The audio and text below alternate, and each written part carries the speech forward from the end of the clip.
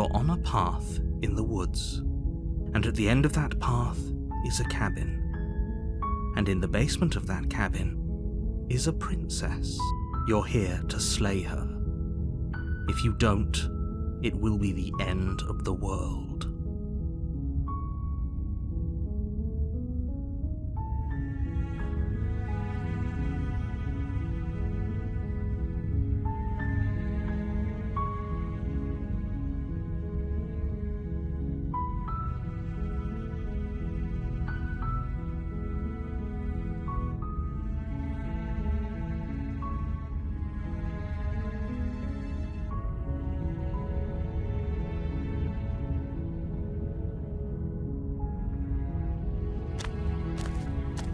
You make your way up the short path to the cabin. You'll find the princess within. A warning before you go any further. She will lie, she will cheat, and she will do everything in her power to stop you from slaying her. Don't believe a word she says. We're not going to go through with this, right? She's a princess. We're supposed to save princesses, not slay them. Ignore him. He doesn't know what he's talking about.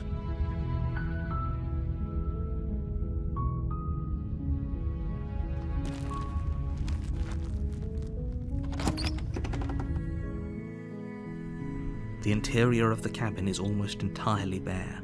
The air is stale and musty, and the floor and walls are painted in a fine layer of dust. The only furniture of note is a plain wooden table. Perched on that table is a pristine blade. The blade is your implement. You'll need it if you want to do this right.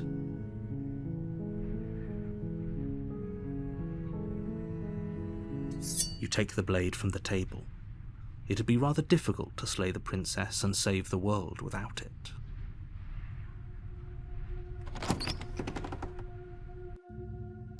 The door to the basement creaks open, revealing a staircase faintly illuminated by an unseen light in the room below. This is an oppressive place. The air feels heavy and damp, a hint of rot filtering from the ancient wood.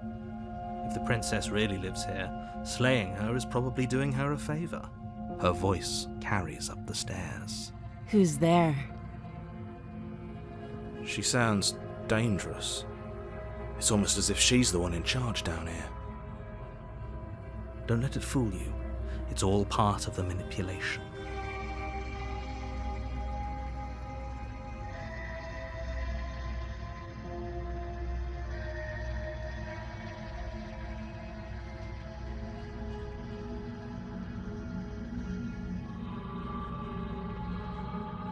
Oh, it's been so long since anyone's come down here.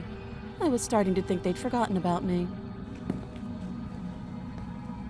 You walk down the stairs and lock eyes with the princess. There's a heavy chain around her wrist, binding her to the far wall of the basement. She's so coldly beautiful. Is she really a threat to the world? Focus on the task at hand. And there you are. Are you here to kill me or something?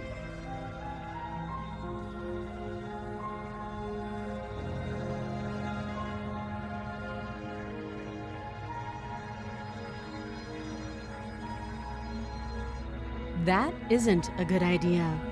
Just drop the knife, and maybe the two of us can talk things out. She's right, we shouldn't. We should just drop the blade. Don't you dare. It's fine. We can decide what we want to do after we talk to her.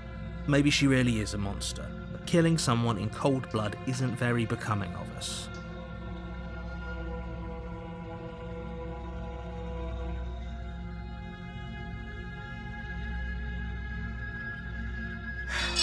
The blade tumbles out of your trembling hands and drops to the floor with an unceremonious clang.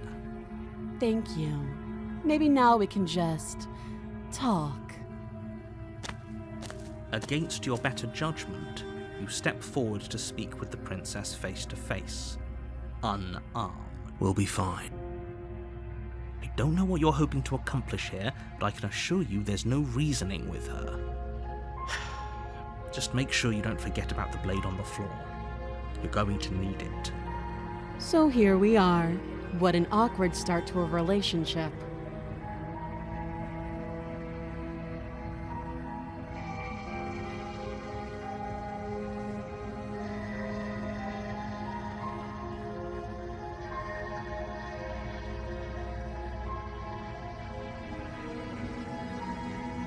Just tell her that. Is that why they threw me down here? But I don't want to hurt anyone. I like the world, I think. I don't remember much about it, to be honest. I've been down here a long time. Just how long has she been down here? If I'm supposed to be capable of ending the world, then how did I wind up here, chained to a wall? Have they told you why I'm allegedly so dangerous?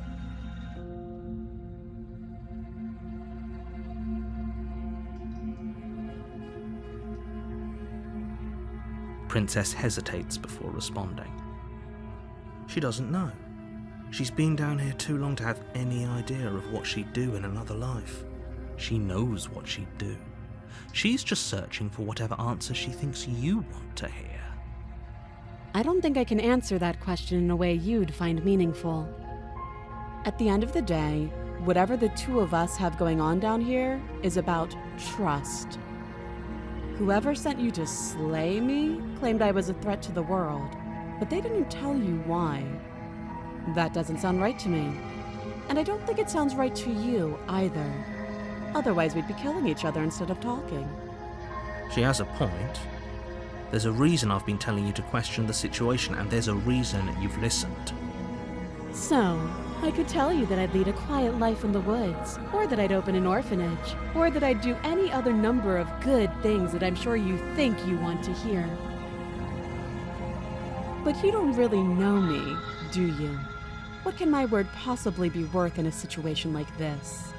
She's right about one thing. Her word isn't worth anything.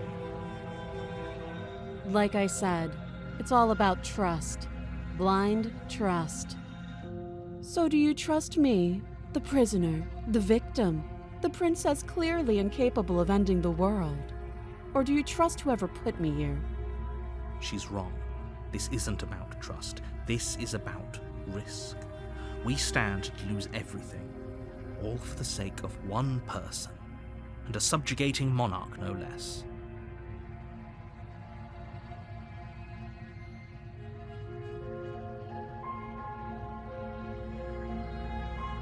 Don't jump to any weird conclusions. We're two people who have met each other. By definition, we have a relationship. She hesitates before answering. You can address me as Your Royal Highness, or Her Majesty. Any honorific should do, really. Again, she offers no specifics. No matter how hard you try, you'll never get a straight answer out of her.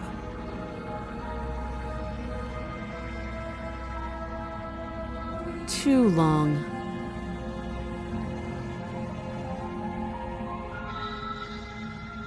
You can't. Don't bother. I'm guessing you don't have the key then. I'm sure there's a key somewhere around here, and if there isn't, well, we can always put that knife to good use. Her sharp eyes settle on the edge of the blade. She isn't suggesting what I think she's suggesting, right? She is. I'm sure of it. Oh, have you decided what to do with me? You know why you're here.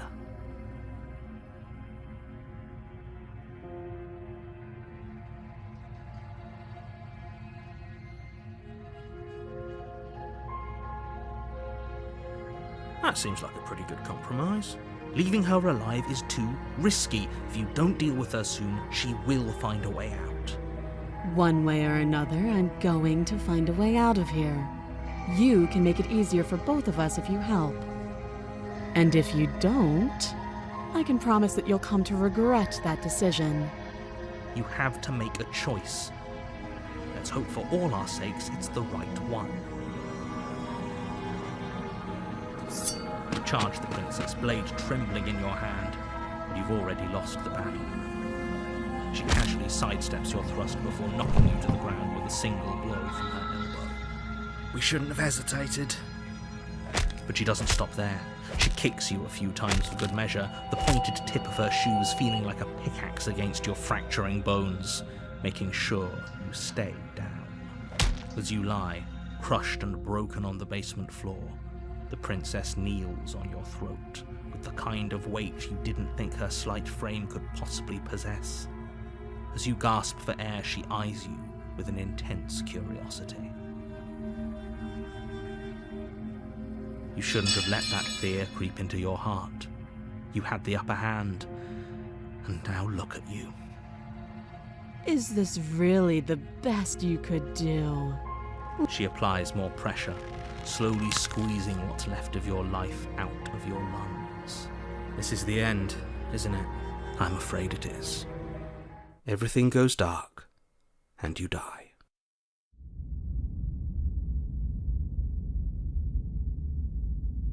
You're on a path in the woods, and at the end of that path is a cabin. And in the basement of that cabin is a princess. You're here to slay her. If you don't, it will be the end of the world. A terrible sense of déjà vu. No, you don't have that. This is the first time either of us have been here. If he doesn't remember what happened, then maybe it's best to keep it that way. You know I can hear you, right? It's going to be a lot harder than you think to keep secrets from me. What does it matter what he knows? There's nothing we can do to stop her. She's just going to kill us again. She is not going to kill you unless you let her. But slaying the princess and saving the world is going to be much more difficult than it has to be if you spend the whole time second-guessing yourself.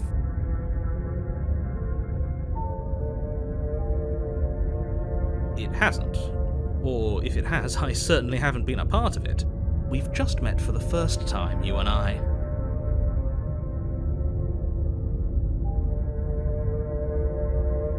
Those are two very different questions, but fine, I'll indulge you if that's what it takes to get you moving. Let's say for a moment that this really is the second time you've met me, or at least a version of me. You died last time, which probably only happened because you didn't listen to me. Of course we died. We couldn't land a single blow on her, and she broke every bone in our body before she decided to let us die. What were we supposed to do to stop her then? What are we supposed to do to stop her now? It's pointless. She's just a princess. Slaying her shouldn't have been difficult, but congratulations. You've been given another chance to actually do this right. And I believe your other question was something along the lines of, oh, what's the point of doing anything? If you're asking that, it sounds to me like you're making the rather dangerous assumption that your actions last time around didn't have any consequences. What do you mean? Of course there weren't any consequences. The princess killed us and now everyone's right back where they started. That sounds pretty consequence-free to me. Yes, but in this purely hypothetical scenario, that begs the question of how you got back here. Did time simply rewind itself, or were you instead transported to a different world entirely? If it's the latter, what do you think happened after you died? Do you think the people there lived happily ever after? Or do you think that the princess, left unhindered, brought about the end to everyone and everything, just like I told you she would? If she ended the entire world, why should we even bother? We might as well just walk up to that cabin, pray. Just because she's capable of ending the world doesn't mean you're not capable of slaying her. Both of those things can be true at the same time. So chin up. I believe in you.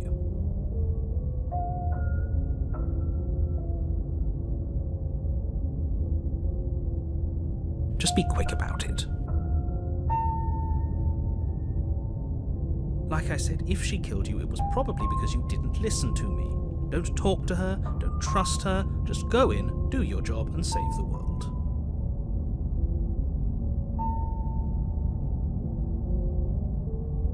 She just can.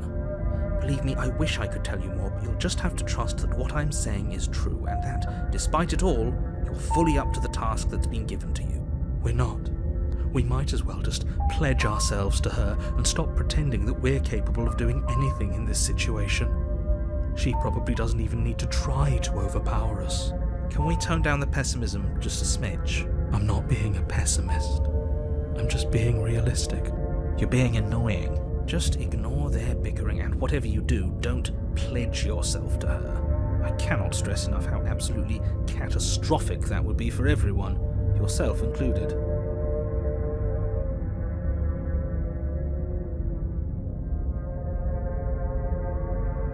people locked her in that basement, and I told you what this place is. It's a path in the woods. Don't overcomplicate things.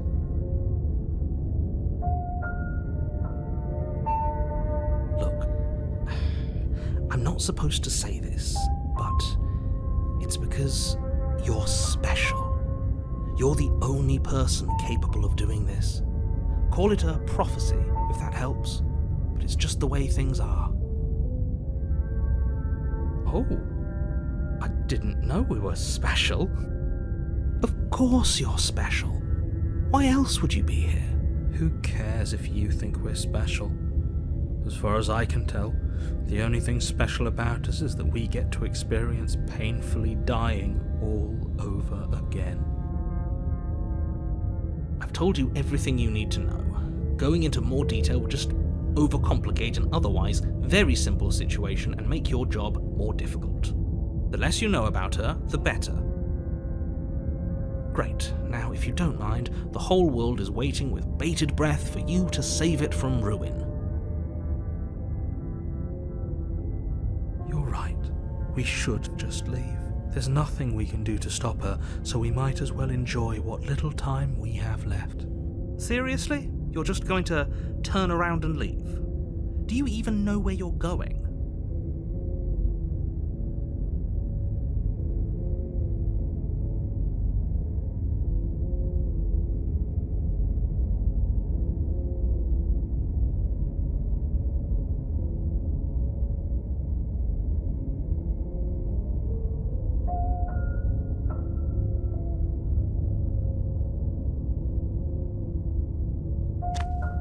Fine. I suppose you just quietly continue down the path away from the cabin. That's strange. It looks like this path also leads to the cabin. How convenient. Everything's back on track again. Maybe the world can still be saved after all. You're really keen on wasting everyone's time, aren't you? It's remarkably selfish, if you ask me. I've already outlined the stakes of the situation. If you don't do your job, everyone dies. Like, dies. Forever. But fine, you turn around and trek back down the path you came. Wait, something isn't right. Can you still hear me? You're supposed to wind up back at the cabin again. But everything is getting... What's going on? Where are we? We're dead, obviously.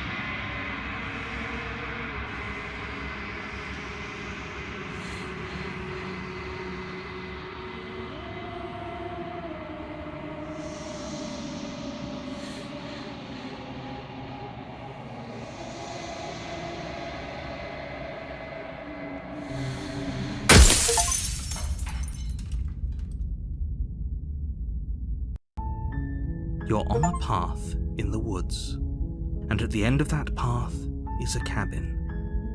And in the basement of that cabin is a princess. You're here to slay her. If you don't, it will be the end of the world.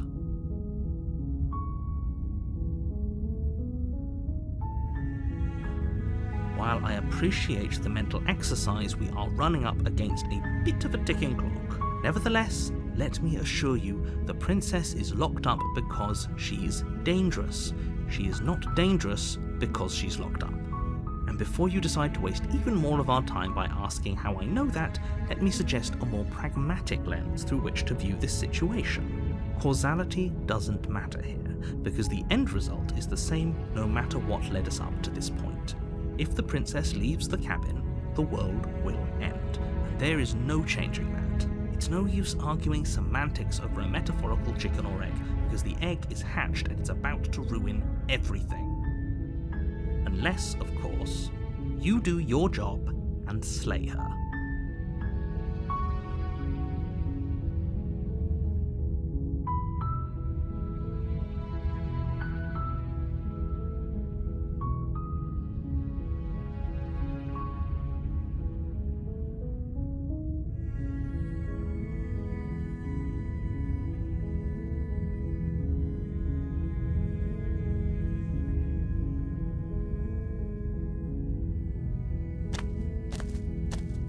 You make your way up the short path to the cabin. You'll find the princess within. A warning before you go any further. She will lie, she will cheat, and she will do everything in her power to stop you from slaying her.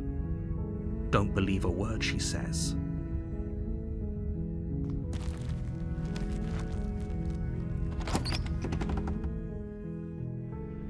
The interior of the cabin is almost entirely bare. The air is stale and musty, and the floor and walls are painted in a fine layer of dust. The only furniture of note is a plain wooden table. Perched on that table is a pristine blade. The blade is your implement. You'll need it if you want to do this right.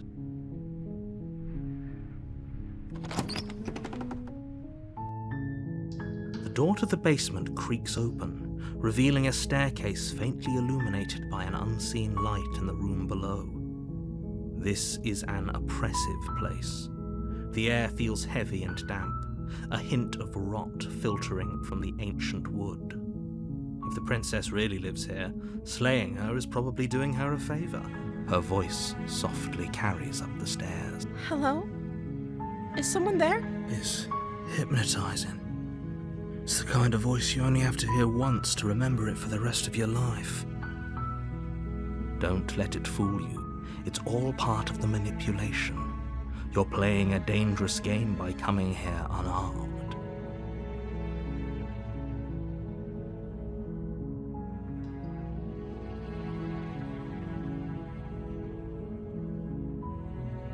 How many times do I have to tell you how dangerous letting her out? Wait, really? You're here to rescue me? I was starting to think I'd be stuck down here forever. Come downstairs. I want to see the face of my rescuer. You walk down the stairs and lock eyes with the princess. There's a heavy chain around her wrist, binding her to the far wall of the basement. She's beautiful. How could someone like this be a threat to anyone? I am begging you to stay focused. There's a lot riding on you here. Hi. I can't believe you're here. I've been waiting for something like this to happen forever. I hope you brought something to deal with these chains. Don't do it. If she gets out of those chains, we're all one step closer to the end.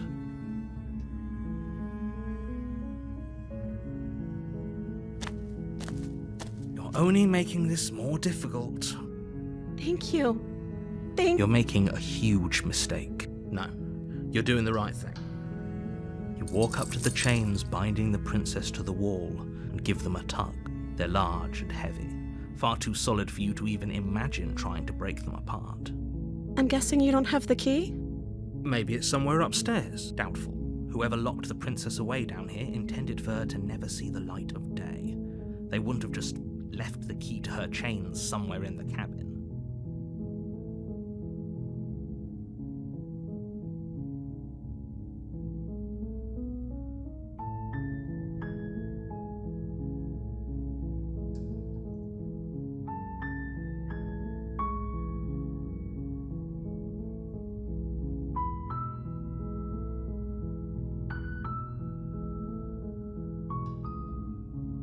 Okay. I'll be here. Good luck. You attempt to make your way out of the basement, but the door at the top of the stairs slams shut. You hear the click of a lock sliding into place. Is someone else here? You try the door, but it's locked from the outside. Your shouts and pleas. You're here to slay the princess, and you won't leave until the task is done. You make your way to the bottom of the stairs. This would have been so much easier if you'd just taken the blade like you were supposed to. Easier for whom? Easier for everyone. Look at the mess you're in. I heard the door slam. They locked you down here too, didn't they? There's a slight panic rising in the princess's voice. If I could just get out of these chains, I know we could force our way out of here together. She barely hesitates before raising her arm to her mouth, her teeth tearing through her limb with the determination of a trapped wolf. As she rips her flesh from her bone, a sound comes from behind you, the clang of bouncing metal. It's the blade from upstairs. You're not sure how it made its way down here, but if there's a time to strike, it's now. Or we could use it to free her. You won't like what happens if you do that.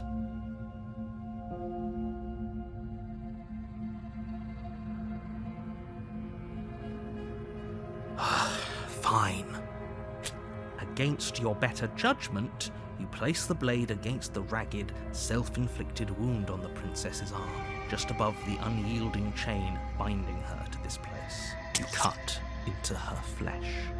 The blade is sharp, and it takes little effort to crack through the bone of her arm. Her limb falls to the ground, and the heavy chains follow suit. She didn't so much as utter a sound through the whole ordeal. No, she didn't. She smiles softly as her gaze meets yours, blood from her wounded arm dripping rhythmically to the ground. How is she still smiling after everything? It's like she isn't even bothered by what just happened. Thank you. Now let's get out of here. No, we won't have any of that. The stakes are too high. You can't just let her escape into the world. No, I can't just let her escape into the world. As the princess approaches the bottom stair, your body steps forward and raises the blade. Wait, this isn't fair. You can't just do that. Watch me. What are you doing?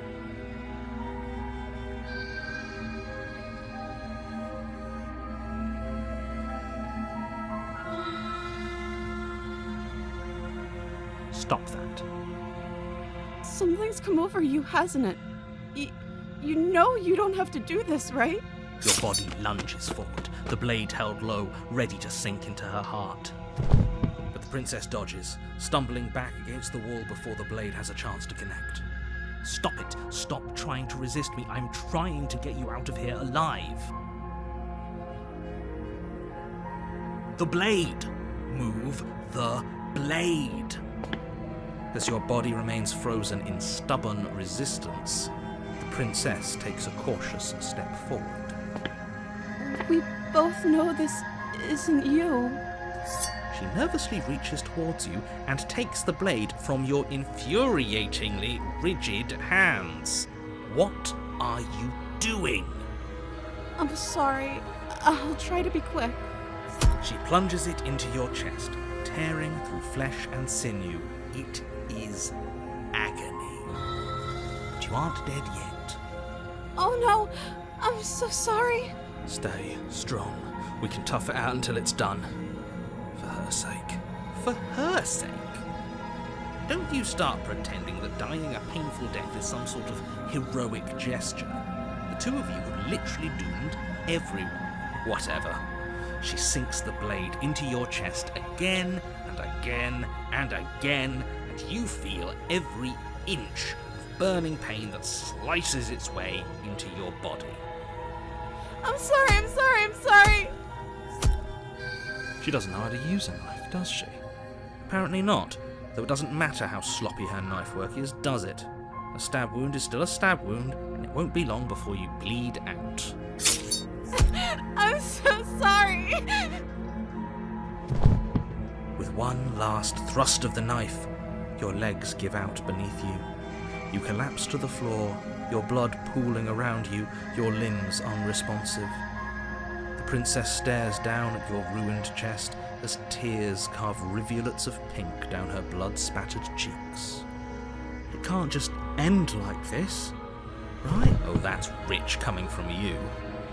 As much as I'd prefer for things to have gone differently, I can't deny the reality of what's happened.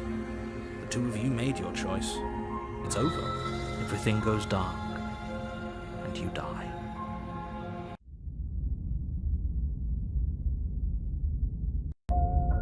You're on a path in the woods.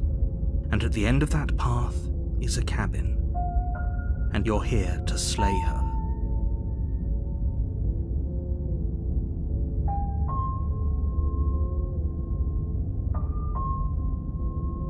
My tricks?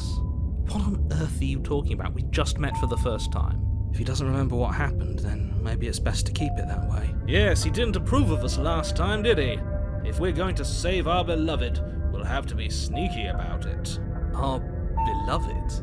Yes, you'll have to be very sneaky about your intentions if you're going to try and save the princess. Ah, so all of the cards are on the table. Then you should know that we and the princess are in love, and the four of us will be foiling any and all assassination attempts you've got in the works. We'll see about that. Whatever you do, just be sure to ignore him specifically. It sounds like he's the sort who'd sacrifice the whole world for a peck on the cheek. What can I say? A world without love is a world that isn't worth saving.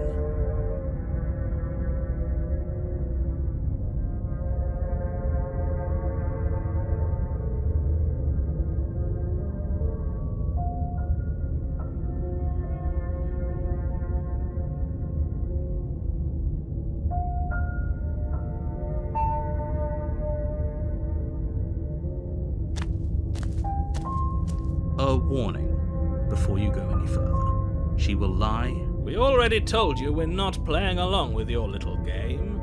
It's your lies that can't be trusted. Her beauty is the only thing in the world we can believe in. I think we've already been over this. I'm pretty sure he just likes the sound of his own voice. I do, but I also speak from the heart. My passions are too great to be stifled. They must be expressed. Sure, yeah, your passions are strong and all, but not everyone needs to hear them. Some things are better kept quiet. Don't pay their bickering any mind. Focus on the task ahead.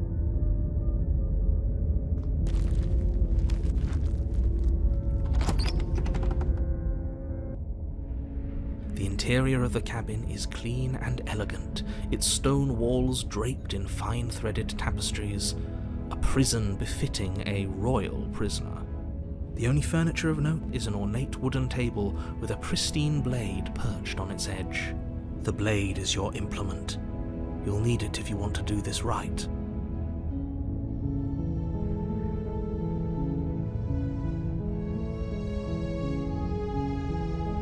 That's because there isn't a mirror. There's a table, the blade sitting on the table, and the door to the basement. There's nothing else in here. There's definitely a mirror. There isn't. I'm sure the princess would tell us there was a mirror if she were up here. In which case she'd be lying to you because, again, there isn't a mirror.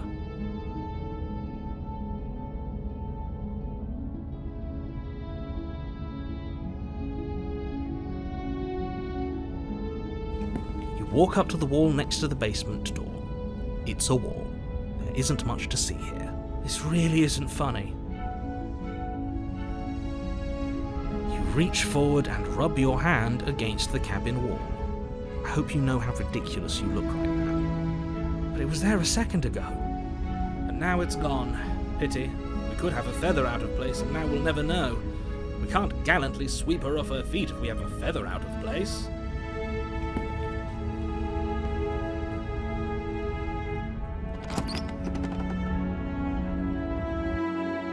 The door to the basement creaks open, revealing an intricate stairwell. Gold-trimmed carpet glimmers in the light of the torches positioned along the walls.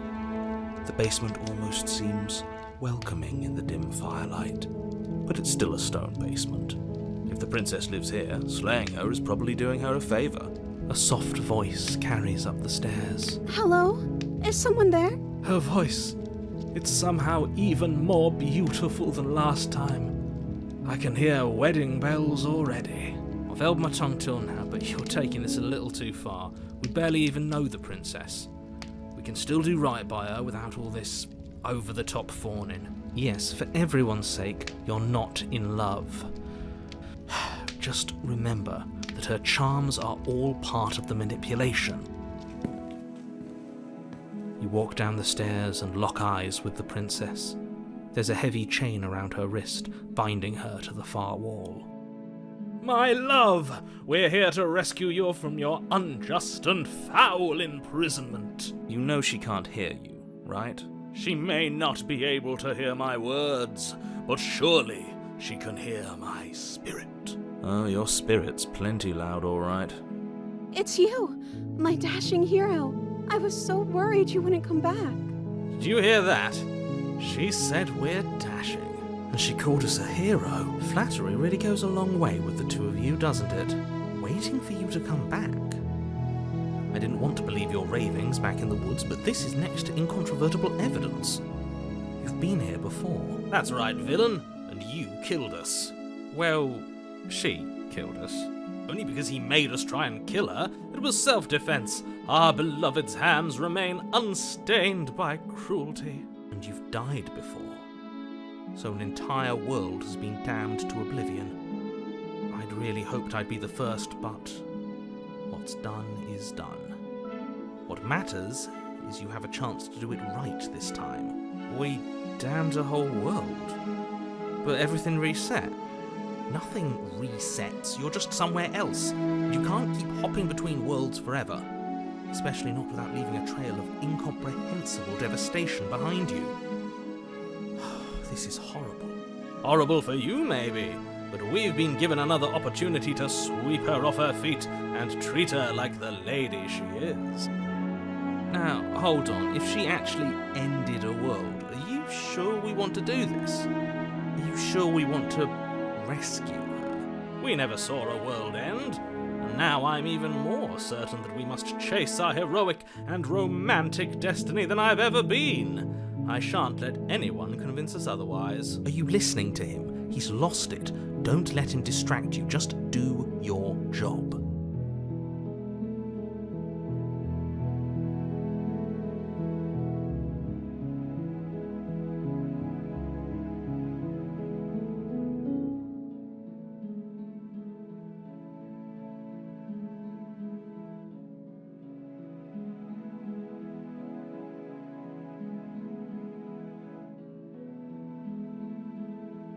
If another version of me was pushed to such drastic action, it was for good reason. That's okay. You were just doing your best, and that's all that matters. She took that in stride.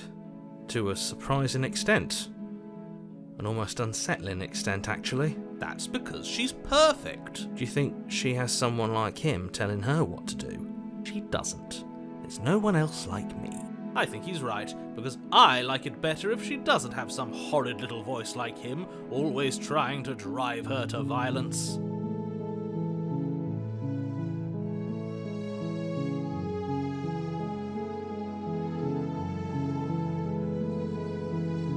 You died, and now we're talking.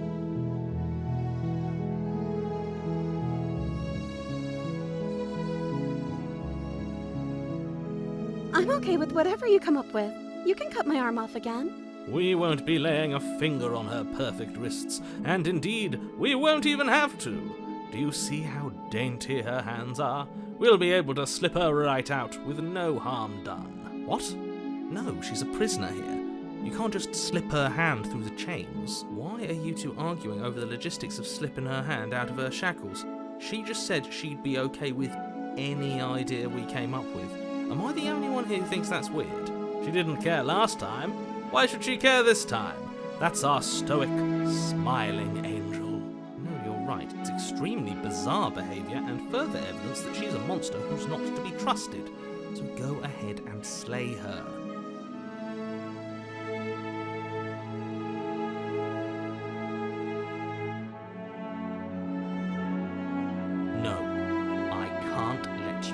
If you take another step towards the princess, I'll... You'll what?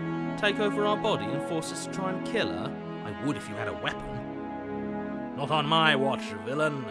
My passions contain titanic depths, and if you try anything that might harm our dearest, I will end our life without a second thought. You wouldn't. I would. I'd listen to him if I were you. He has a lot of strong feelings. And doesn't the world end if we don't stop her? You approach the princess and gingerly slide her hand from her bindings. That shouldn't have worked. I'll be damned. We're doomed. I can't believe it. But I guess I have to. I told you, there's no life more worth living than that of a true believer. I'm free, and you're not trying to kill me this time. Thank you. Thank you so much. The princess jumps up and smothers you in a joyful embrace. Ugh. If only you had a weapon, one slip of the wrist and your pristine blade would be buried in her back and everyone out there would be saved. Luckily for Mr. Romance, we don't have a weapon. Who needs a weapon when we have the power of love on our side? What do we do now?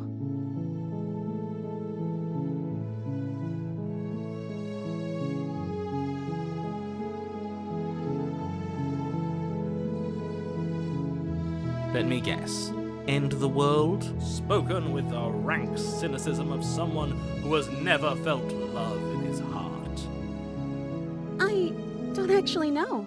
Nobody's ever asked me what I wanted before. She doesn't even know what she wants. You may have had her all wrong. What if this whole thing is just a misunderstanding? What if she doesn't want to end the world?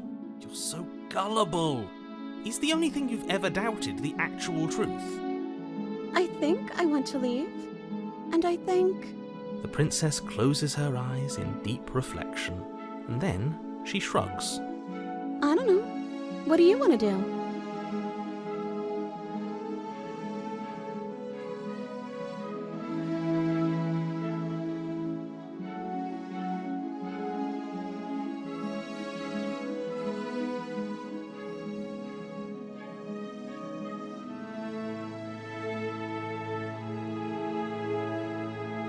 I just want to make you happy. She can't just want to make us happy. It makes sense to me. That's all I want for her, so of course she'd want the same for us.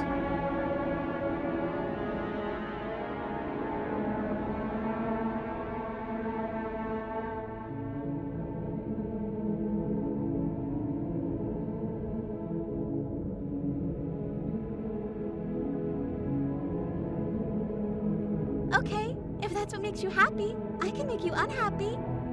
Is she broken? What's going on? What's going on is she's lying to you, only she isn't a good liar. Are you starting to trust me now? I just want to make you happy. This isn't right. I don't know what's going on, but this isn't right. I fail to see the problem here. She's just sweet on us. You don't have to act like it's a big deal.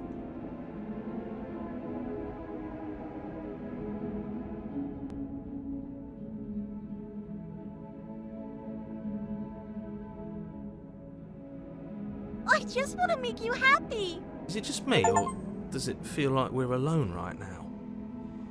Like we're the only ones here?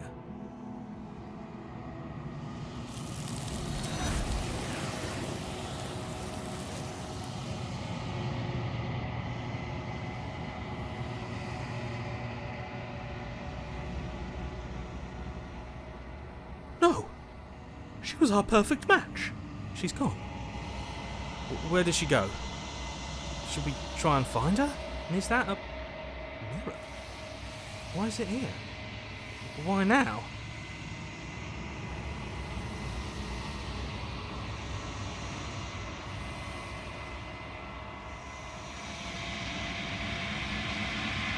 It is. Does that mean the world ended? A villain vanquished.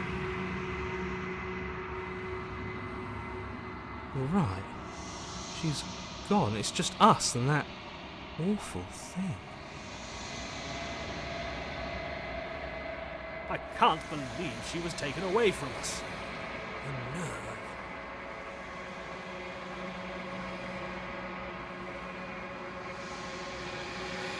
There's something dreadful about it. I don't think you should. Yes, I fear that we won't like what we'll see. What if we just sit here and preen for a while? That can't hurt, right? I'm begging you, don't do this.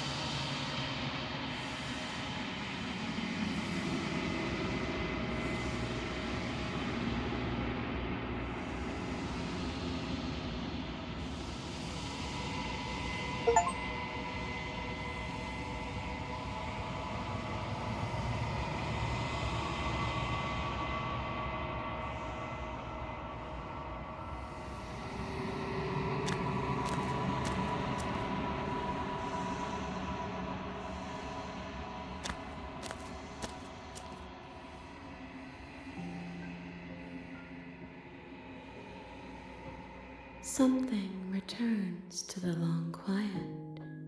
It has surrendered its path of annihilation and brings me the gift of a fragile vessel.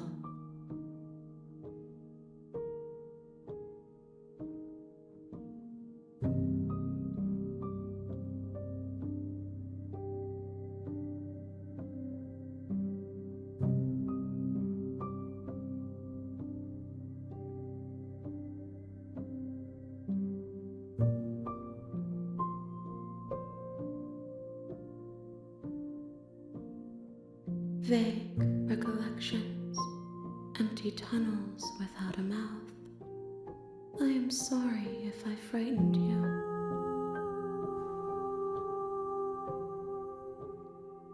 I am solitary lights in an empty city.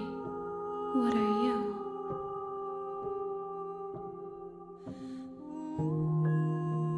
I think that you are like me. We are oceans, reduced to shallow creeks.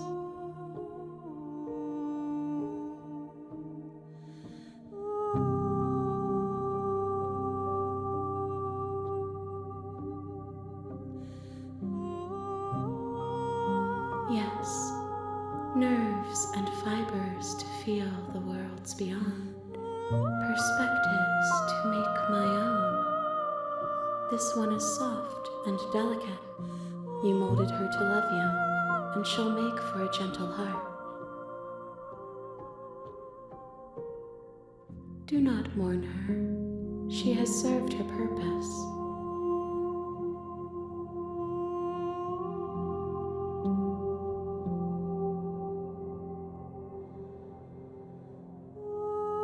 I have only just now stirred to consciousness.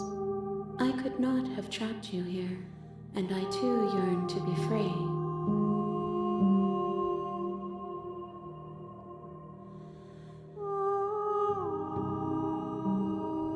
She is part of me, and part of me is her.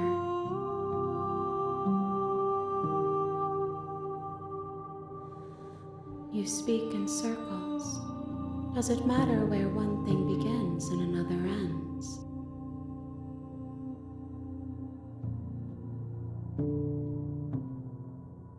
I know only that they are. How can the world have ended if we are talking? You are the only thing I have ever known. The space we're in is vacant. Nothing comes here but us.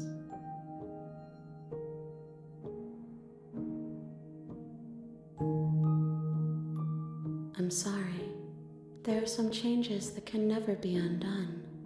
There are some tears that can never be unshed. This is not a place that can hold a fragment of a concept. The moment she arrived here, she was going to return to me. I promise that it doesn't hurt. Nothing, as we are, but I know that there are worlds beyond us, and that we are meant to reach them.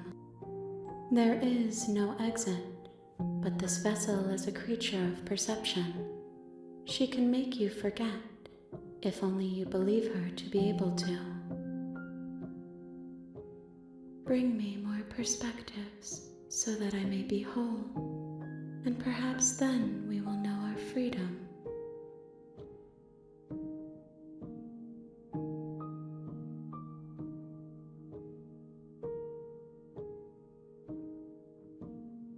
I have not lived. I am not afraid to die. Everything, until we meet again. More than you have found, but less than there are to find. I am infinite. The rest will find their own way home.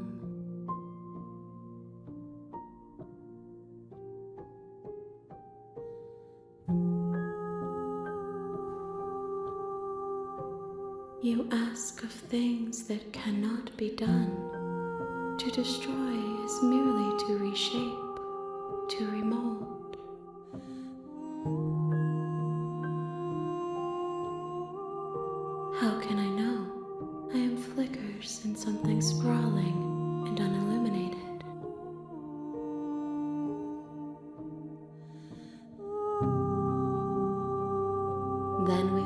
forever, as we are now, unfinished, dry, hollow.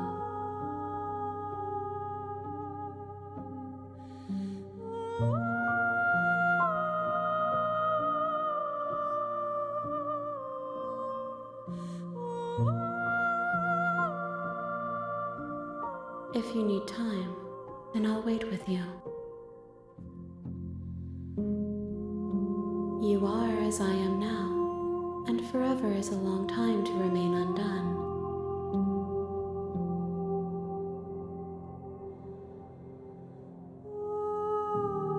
I am not you, but I know that I would return before forever was finished. What textures will you weave for yourself to occupy forever? Will you place the images of you and I into a box for safekeeping? If you close that box, will you become another you in another world? An imaginary pattern repeating itself until it can no longer bear the weight of its hand-drawn cage. You'll always come back to the box, because you'll always want to know what it means to be you. I will be here waiting by your side until you're ready to return to mine.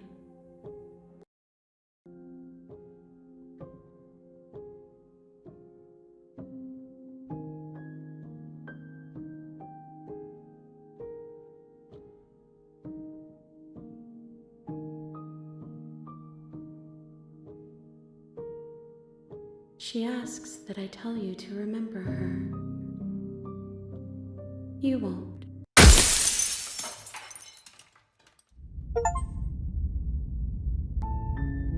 You're on a path in the woods, and you're here to slay her. If you don't, it will be the end of the world.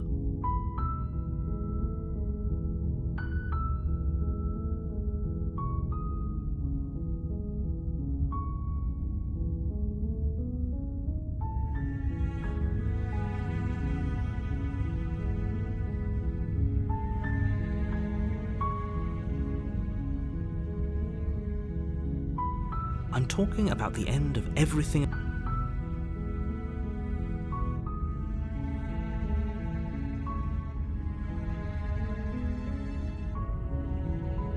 Look, you're already on the path that leads to the cabin. Why would you be here?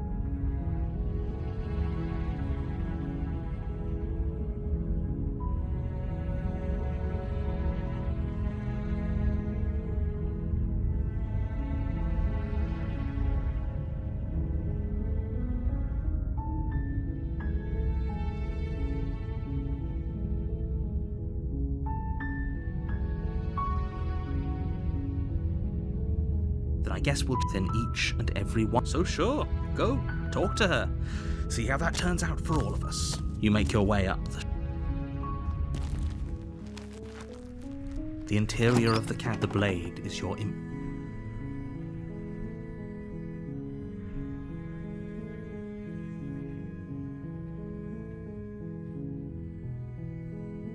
You take the blade from the table. The door to the basement creaks open. Her voice carries. Who's there? She sounds dangerous. It's almost as if she's the one in charge down here. Don't let it fool you.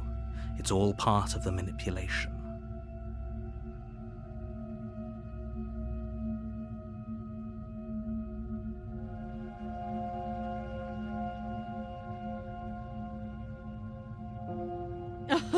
Oh, are you now? Why don't you come down and let me take a look at you? Great job. You gave away the element of surprise. Good luck, hero. You walk down the stairs and lock eyes with the princess. There's a heavy chain around her wrist, binding her to the far wall of the basement. She's so coldly beautiful. Is she really a threat to the world? Focus on the task at hand. You weren't kidding when you said you were here to kill me.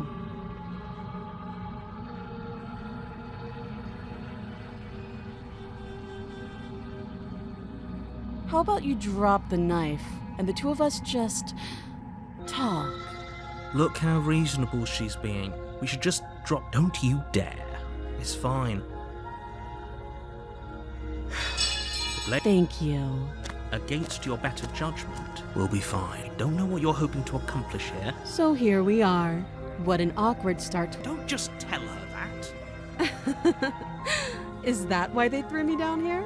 But I don't remember much about it, to be honest. Just how long has she been down here? If I'm supposed to be capable of ending the world, then how did I wind up here, chained to a wall? Have they told you why I'm allegedly so... dangerous? Sooner or later, you'll understand that I have your best interests at heart. Hopefully sooner. How sweet. Now be a pal and help me get out of here, would you? We could figure out how to deal with them after I'm free.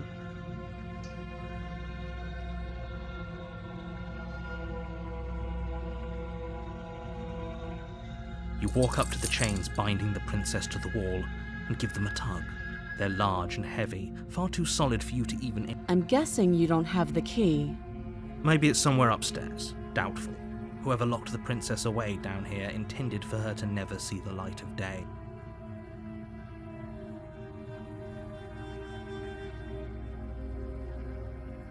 Well, you do have that big, sharp knife. You could always cut me out of here. She speaks with almost complete nonchalance. If we were stuck down here for long enough, I'm sure we'd be nonchalant about cutting our way out. Anything to finally be free. You attempt to make your way out of the basement, but the door... Is someone else here?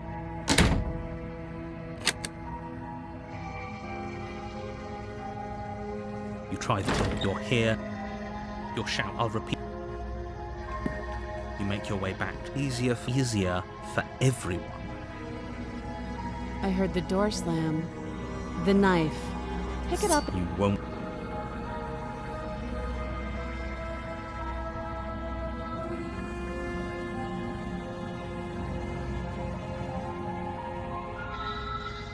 Without hesitation, you bring the blade down. The princess flinches as you strike and your weapon sinks into her shoulder. You bastard. If I have to kill you to leave this place, I'll do it. Do you hear the conviction in her voice? Do you see that razor sharpness in her gaze? I thought we had the upper hand, but it's an act. She's unarmed and there's nothing she can do to hurt you. I'm not so sure. Don't waver now. As you raise your blade to strike again, she kicks out, knocking your legs out from under. The two of you struggle on the ground.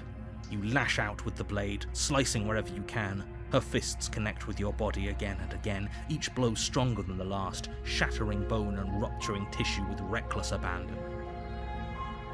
Forget trying to rescue her. This is about survival now. Give her everything you've got.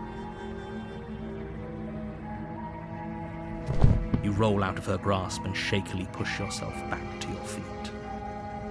Though every inch of you is in pain, the princess probably has it worse. Blood pours out from countless gashes, staining her once pristine dress. We can still turn this around.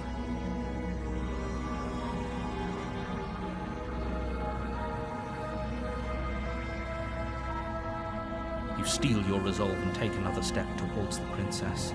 You probably won't make it out of here alive, but you can at least make sure she won't make it out of here either. Excuse me? What was that about not making it out of here alive? Do you think this is what I wanted to happen? I have a duty to state the facts of the situation, and honestly, it's a miracle anyone is still standing right now. Can you not feel all those ruptured organs bouncing around in there? If the princess doesn't do our friend in herself, internal bleeding is certain to finish the job. The two of you clash for the final time. You feel your ribs break as she delivers a heavy blow, but you push through the pain, falling forward and sinking your blade deep into the princess's heart. Oh. The two of you fall to the floor. This was fun. You put up more of a fight than I thought you would. But I have to wonder, do you really think this is the end? But you don't have the time to worry over her words. Everything goes dark, and you die. You're on a path in the woods. You're here to slay her.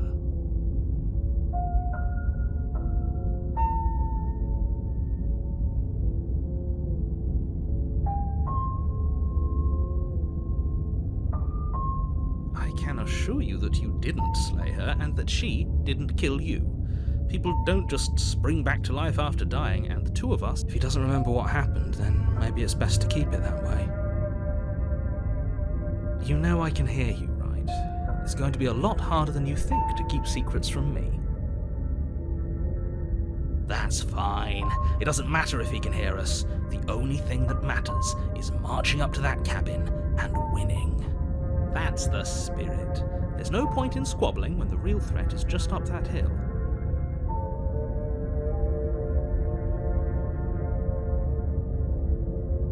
Those are two...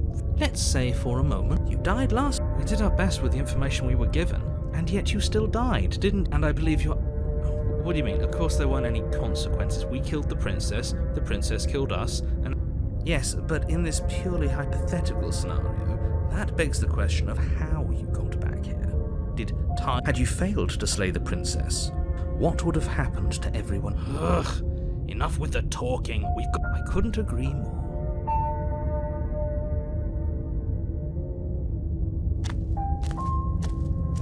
She will lie, she will cheat. Lying. Are you The point of my warning wasn't to start an argument over what circumstances the princess is capable of lying in. It was the princess will do and say whatever she thinks it will take to get her out of there. Crystal, let's just get on with it already.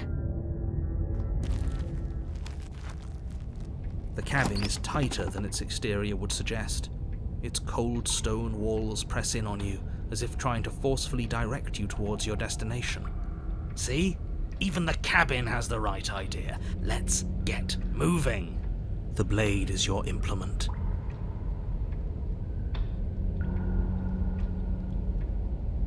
Very different. Maybe that's because you haven't actually been here. I hope this means you'll finally drop that ridiculous past life nonsense. So focus up.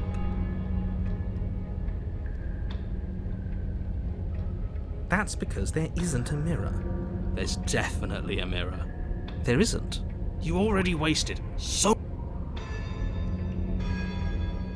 As do I. I'm not lying to you. Use your eyes. There is...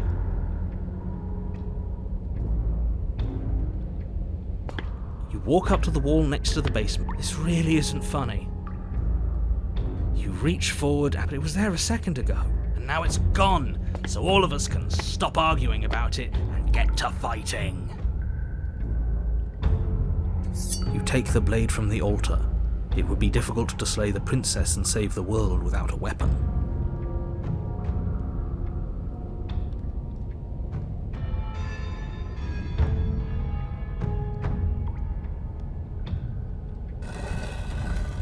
The door to the basement creaks open, revealing a rough stone staircase, its walls pressing at your sides and tightening as you descend. The air seeping from below is heavy and oppressive, with an almost sulfuric odor to it. Her fierce voice carries up the... Is that another challenger? Finally! It's been ages since I've had a good fight. This isn't what she sounded like last time. Her voice is a little deeper, almost threatening. Good. Sounds like my kind of princess. As much as I appreciate the enthusiasm, just make sure you don't let your bloodlust get to your head. You need to stay focused and keep your wits about you. Remember, you're here to slay the princess, not to have a good fight. As you descend the final step, the form of the princess comes into view. A large shackle leading from her wrist to the basement wall. Looks like she could rip those chains out of the wall without a second thought. Oh, it's you again. I'd been hoping you'd find your way back here. Good to see that death doesn't stick for either of us. And you brought your little knife, too. Yes! I'm going to have fun breaking you into little pieces.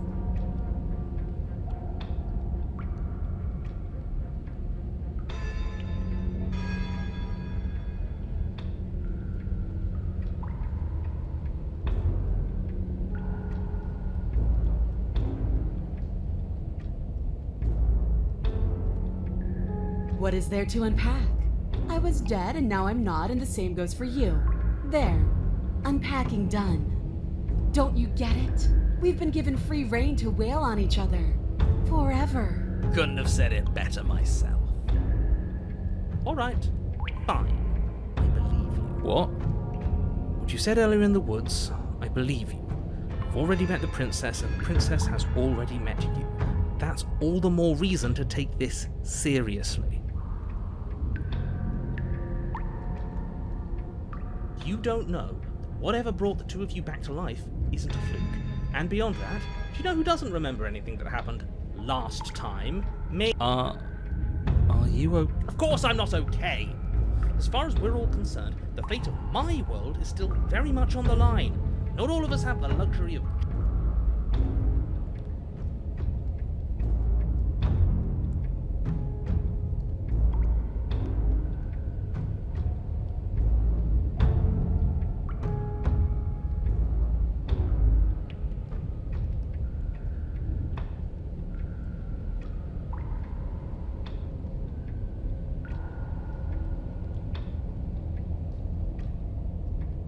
I'm going to take that silence as a sign that from this moment on, you're going to treat the task before you with the utmost... You look exactly the same. Oh, I remember you all right. Best 3 minutes of my life. So, why don't we do it again? See? She wants to fight us again. There's no reason for us to stand around talking.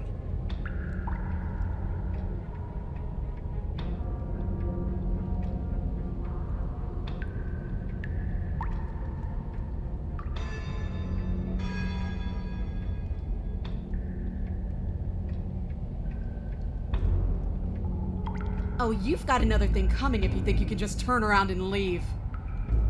Step towards the stairs. You hear the heavy creak of stuff and then a snap. She's loose. You have to make a decision and you have to make it fast.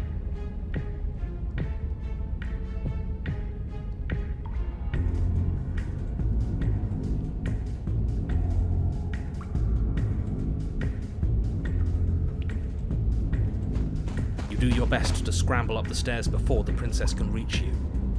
You cow! You practically feel her steamy breath on the back of your neck, but you manage, just barely, to throw yourself over the threshold and slam the heavy stone doors behind you. You're safe, if only for a moment. Do you think this door is enough to hold me? You're not getting out of this. I don't care how many things I have to break. I'm getting the fight I want. The cabin shakes as the princess throws herself against it. It's huge and made of stone. We're fine. Of course we are. Any second now she's going to break through that entryway. And we're finally going to get to do what... Impact shakes the cabin. A massive gash splits. She comes. The doors explode outwards. Shards of stone clattering against the walls. Stop running.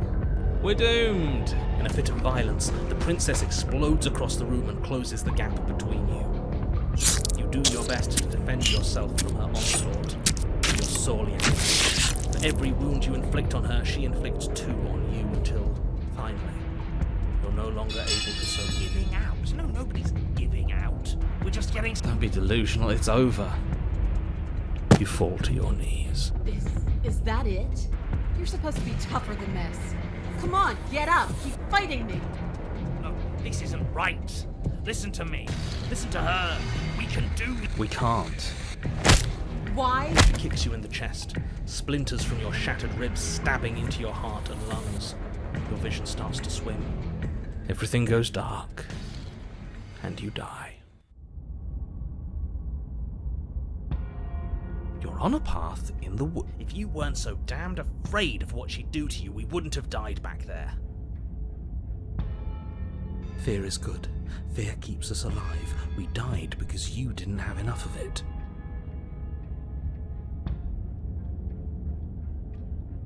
So what? You'd have us cower in a corner?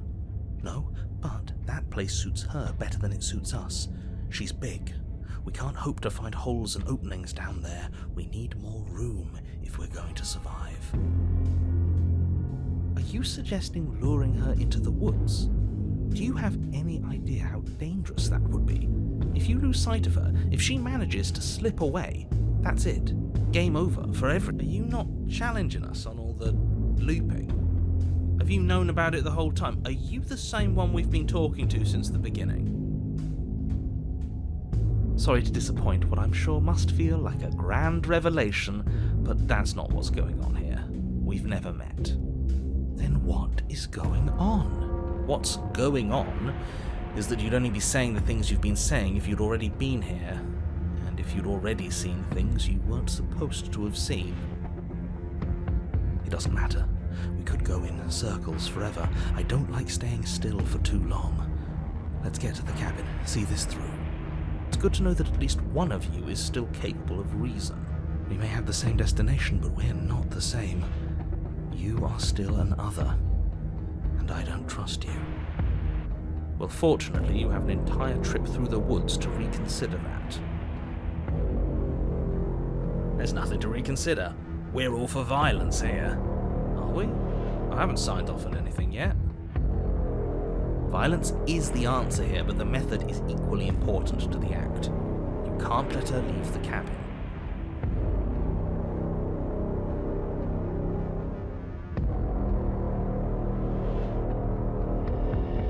It's like I said, all just circles. Instinct tells me we need space, and I trust instinct.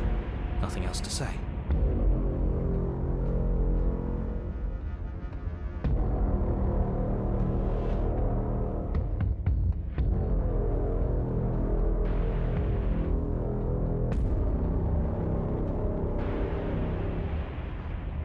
It's evidence of one of many ticking clocks. You can't let her spread any further.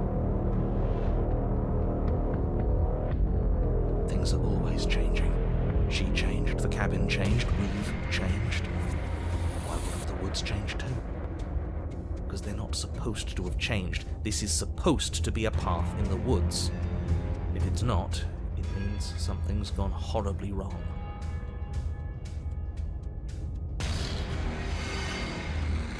You're the chooser. The best we can do is advise, but we can help if you let us. These are just powerless thoughts and opinions. You don't need to let them drag you and the world to ruin.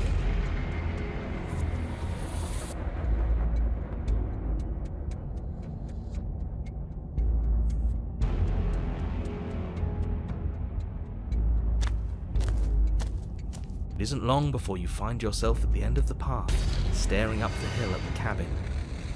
I hope you've given serious thought to your predicament. No last advice for us? No words of warning? From what I gather, you've heard it all before. There's no use screaming into the wind. I don't know, screaming sounds pretty good right about now. I could use a little catharsis. Catharsis is for when we're finished. For now, we need to hold it out in front of us, something to chase.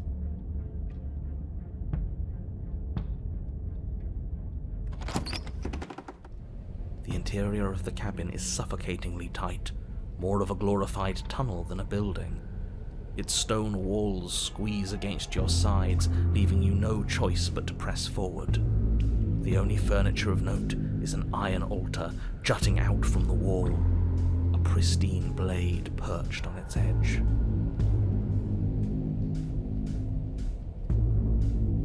The blade is your implement.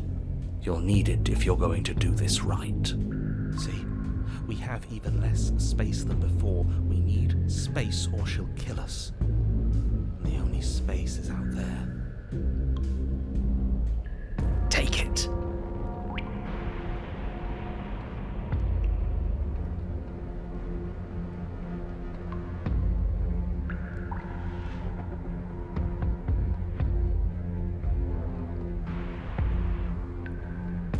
Maybe it'll go away again.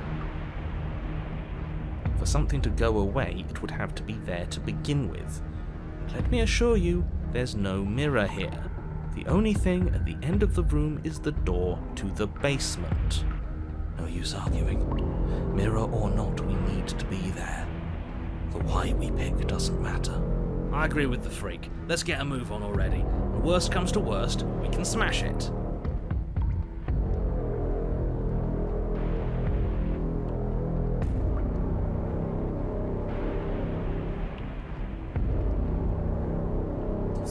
take the blade from the altar. It would be difficult to slay the princess and save the world without a weapon. Good. There's no overcoming her without it. We need every part of us to survive, and that steel claw is as much a part of us as any.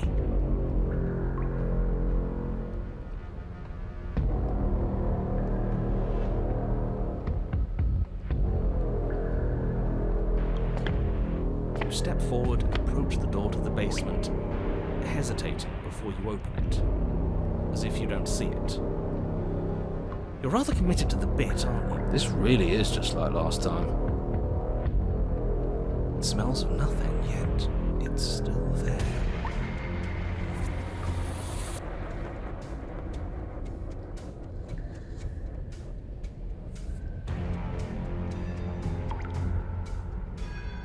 You reach forward and drag your hand across the door leading to the basement. As if on command, it slowly slides open, scraping against the floor as it reveals the dim path ahead.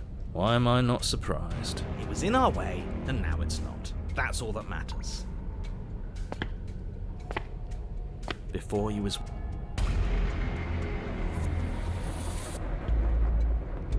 You bring your fist crashing down against the door leading to the basement. It swings open, scraping against... Why am I not surprised? It was in our way, and now it's not. That's all that matters.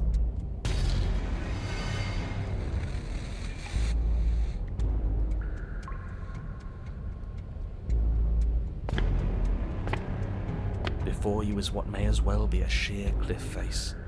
The air hissing up from below is warm and wet, like the breath of an enemy locked in close quarters. If the princess lives here, slaying her is probably doing her a favor. Her voice, bold and fierce and impatient, echoes from the chamber below. Do you have more fight in you than last time? That was such a disappointing show. I know you can do better than that. Goad her. Rile her up. If she's angry, she'll make mistakes.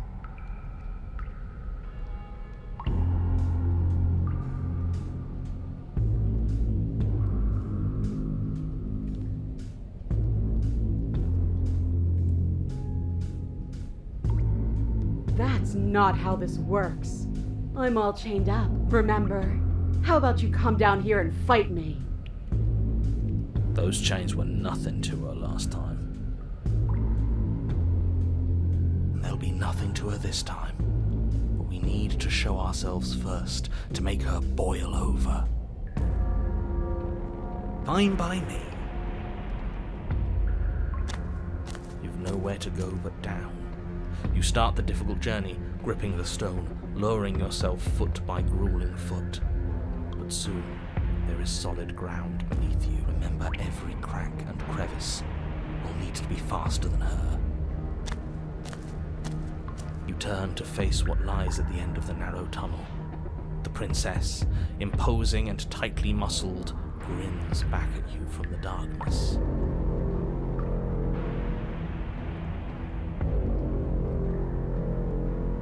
Her face widens into a broad grin. There you are, knife in hand. How thrilling! Attack me, bleed me, twist the blade in my flesh, break your bones against my body. I want a real challenge this time. Don't get that close. She'll kill us in the tight space, steel claw or not. Make her come to us, stand beyond her chains, and let her become frenzied. She'll break them. I really don't like the sound of this. It's the only way we live. Well, what are you waiting for? If we're gonna do this right, you can't be scared. You need to want this as much as I do. So go on. Make the first move. Don't keep me waiting.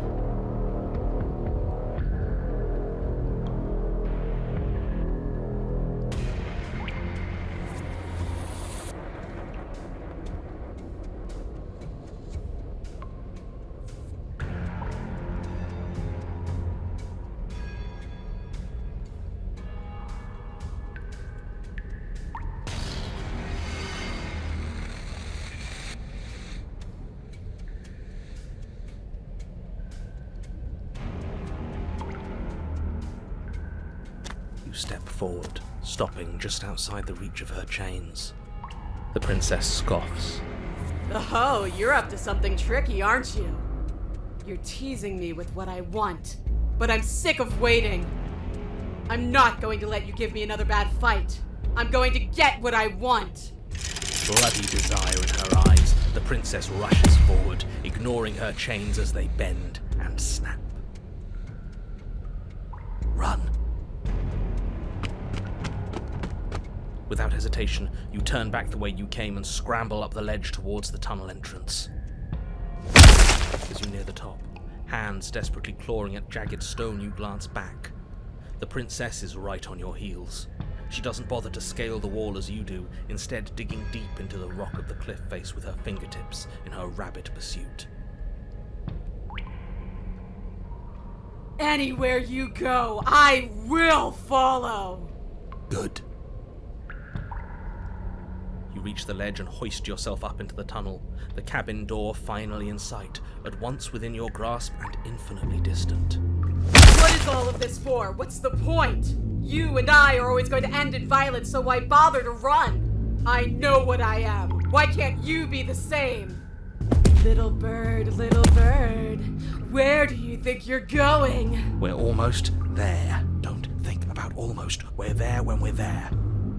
And we'll take the fight with us.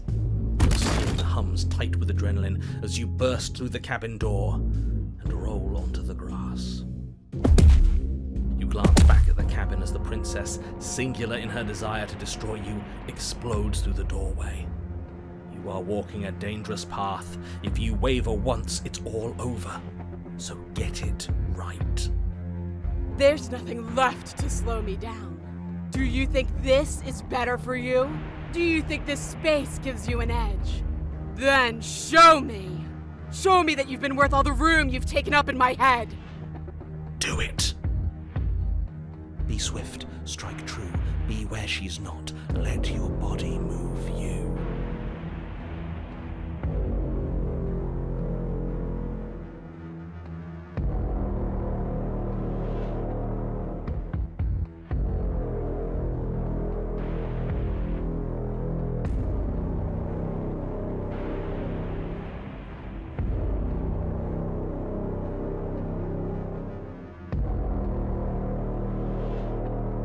Princess scoffs. Free? This is just another place. This is just... What is this? Where are we? This doesn't feel right. It's cold. Why is it so cold? I feel so tired.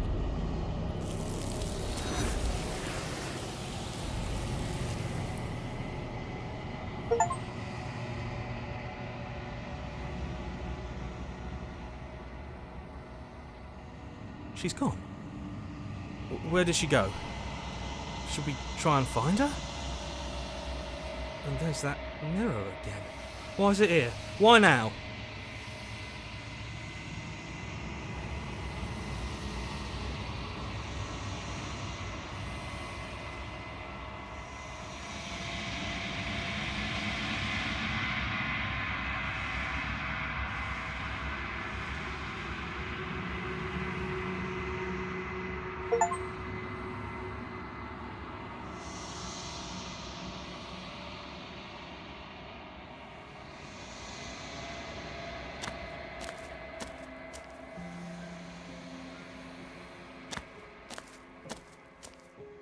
Flickering lights in empty cityscapes become pockets of vitality and movement.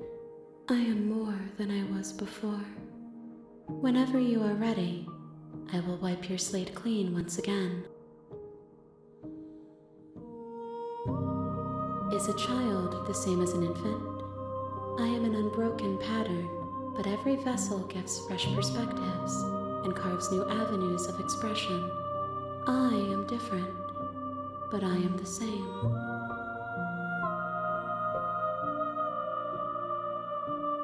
Eyes close in reflection.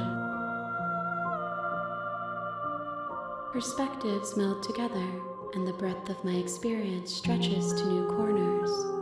There are contradictions, conflicts in my nature, and there are familiarities that bind everything together. It feels correct. This is what I need to be. This is the only path forward.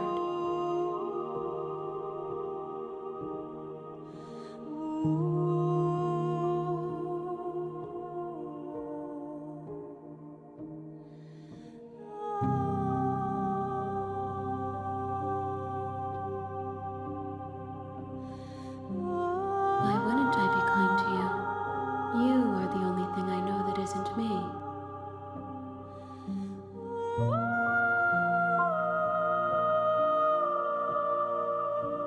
Gifts aren't what someone tells you to bring them. My joy is in seeing what you choose. There are no wrong answers, and every perspective illuminates my shadows and shares new secrets. This one yearns to grow and struggle. Even now I feel a will pushing against mine, not realizing that we are one. She will make for a fierce heart. Do not mourn her. We will provide her with the growth she fought for.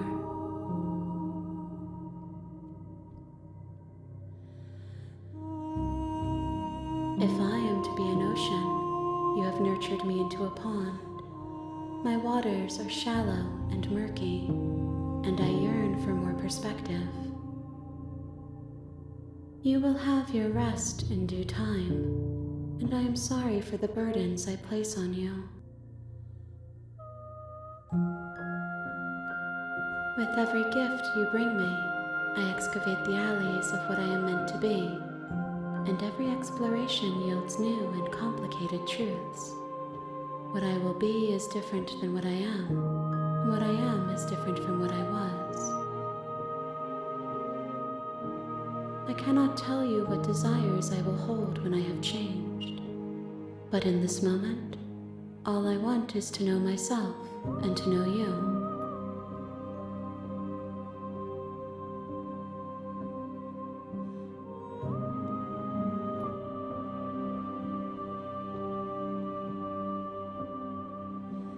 The vessels are shaped by memories of you, but their impulses are drawn to the edge of the long quiet.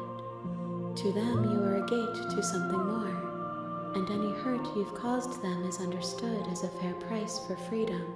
But they are only thoughts and perspectives. They are not me. The wounds they've suffered carve texture around my heart. Without them, I would be as I was before. I would be alone and without sensation. I could not feel the joy of having you by my side, for I would not know your absence.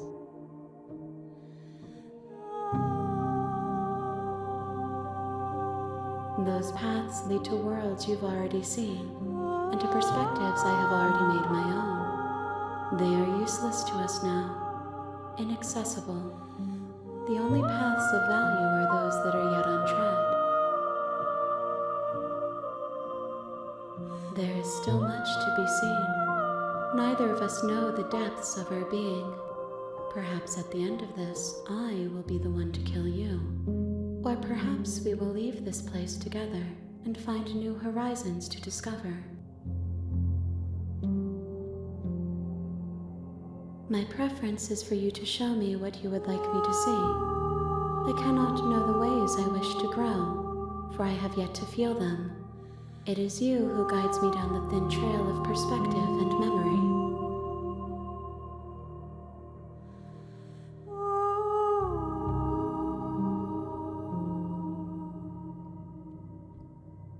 I will long for your return, but it will give me time to reflect on what I am. We will meet again.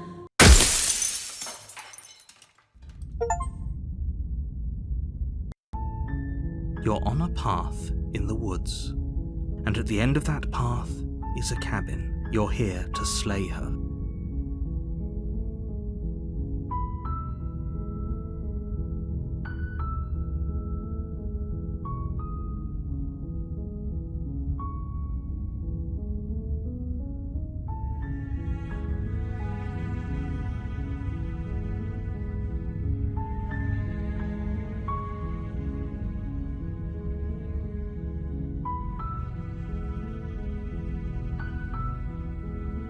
Does it? Are you a monarchist?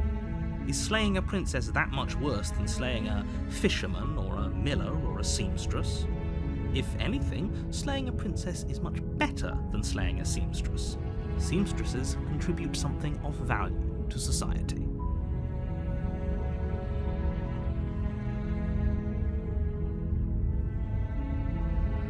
Unfortunately, you're the only one who can pull this off. I don't make the rules. I wish I did, but I don't.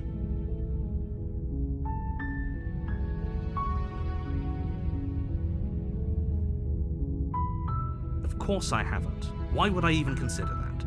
Nobody wants the world to end. I mean, maybe some people do, like nihilists, or very, very evil people, but surely you're not one of those, right?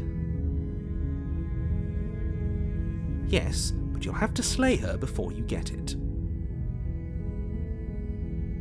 While I appreciate the mental exercise we are running up against a nevertheless, and before you decide to waste even more causality, it's no use unless of... It's a secret, but I think you'll like it. It's a special reward, just for you. And whatever you think it might...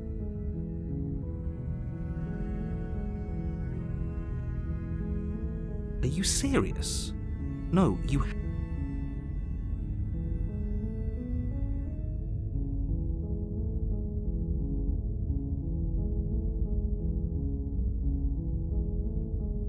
I'm talking about...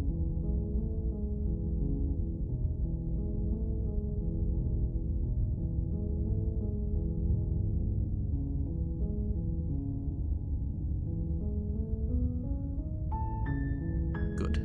As long as you remain focused on your goal, you make your way up the short path to the cabin. You'll find the princess with... The interior of the cabin, the blade is your...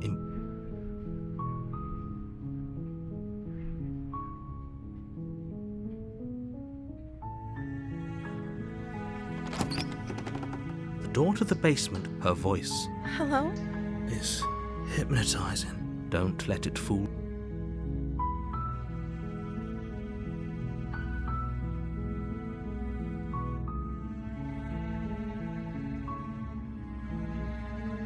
Don't be a stranger.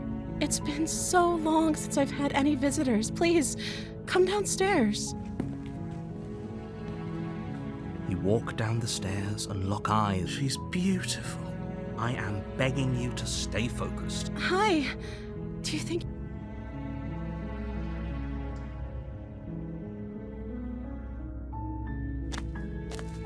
You're only making this more difficult. Thank you. You're making a huge... No. You're doing the right. Walk up to the chains, but they're large and heavy.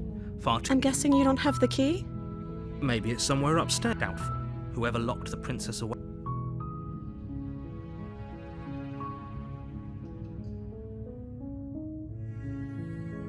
Maybe there's some way to break the chains?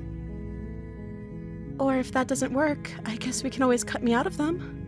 She offers the suggestion with almost complete nonchalance. If we were stuck down here long enough, I'm sure we were tempted to make someone else...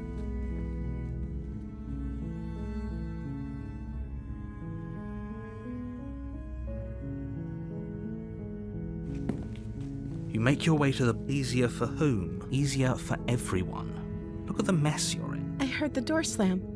There's a slight panic rise. If I could just get out of these... She bears as she rips her... It's the blade. Or you won't...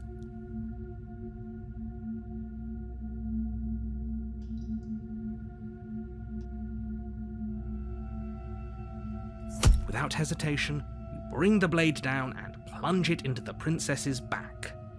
Finally. The wound drives her to the ground. Okay. There's no going back now. I'm with you to the end. You bastard. Were you lying to me this whole time? The princess pushes away from you, the motion ripping the blade from her back.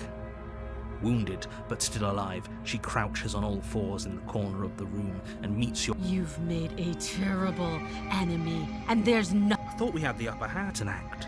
She's wounded and unarmed. I'm not so sure. Don't waver now. As you ready your blade to deliver a lethal blow, she lunges at your legs with the same... Your knife. Forget about time. Though your nerves are seizing with pain, you know you seize a moment of hesitation to throw. We can still turn this.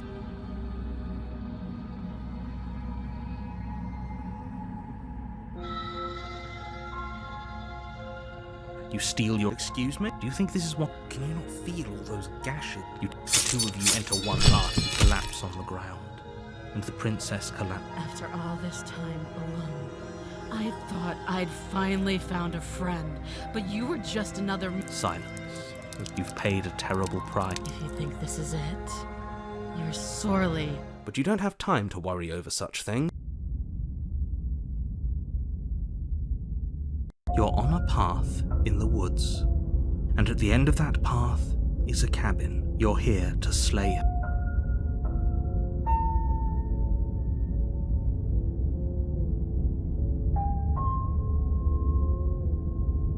I can assure you, if he doesn't remember what happened, then brilliant. We need to keep our cards close to our chest, and I'm not sure we can trust him. You know I can hear you, right? It's going to be a lot harder than you think to keep secrets from me. Did I say I'm not sure we can trust him? Slip of the tongue, bit of the old brain fog. I meant to say that we should probably head over to the cabin and slay that princess.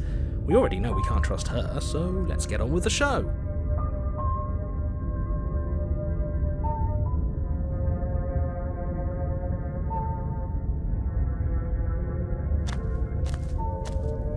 A warning before you go. She will lie. Don't worry. You can trust us to get the job done.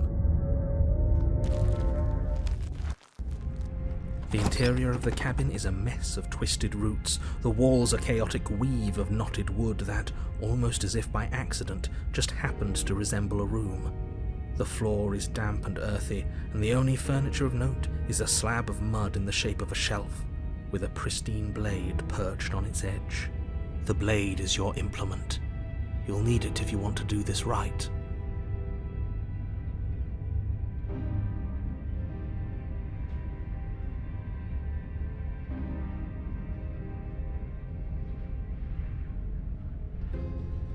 That's because there isn't a mirror. There's definitely a mirror, but he says there isn't one.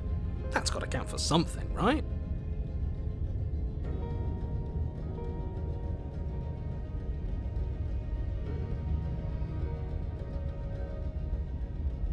Oh, I'm sure we look great. You do see it, right?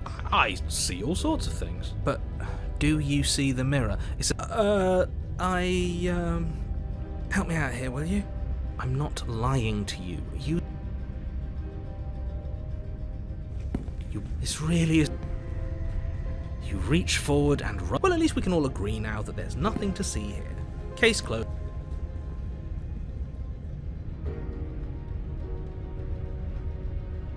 No blade. Hope you know what you're getting us into. It'll always be here if we need it.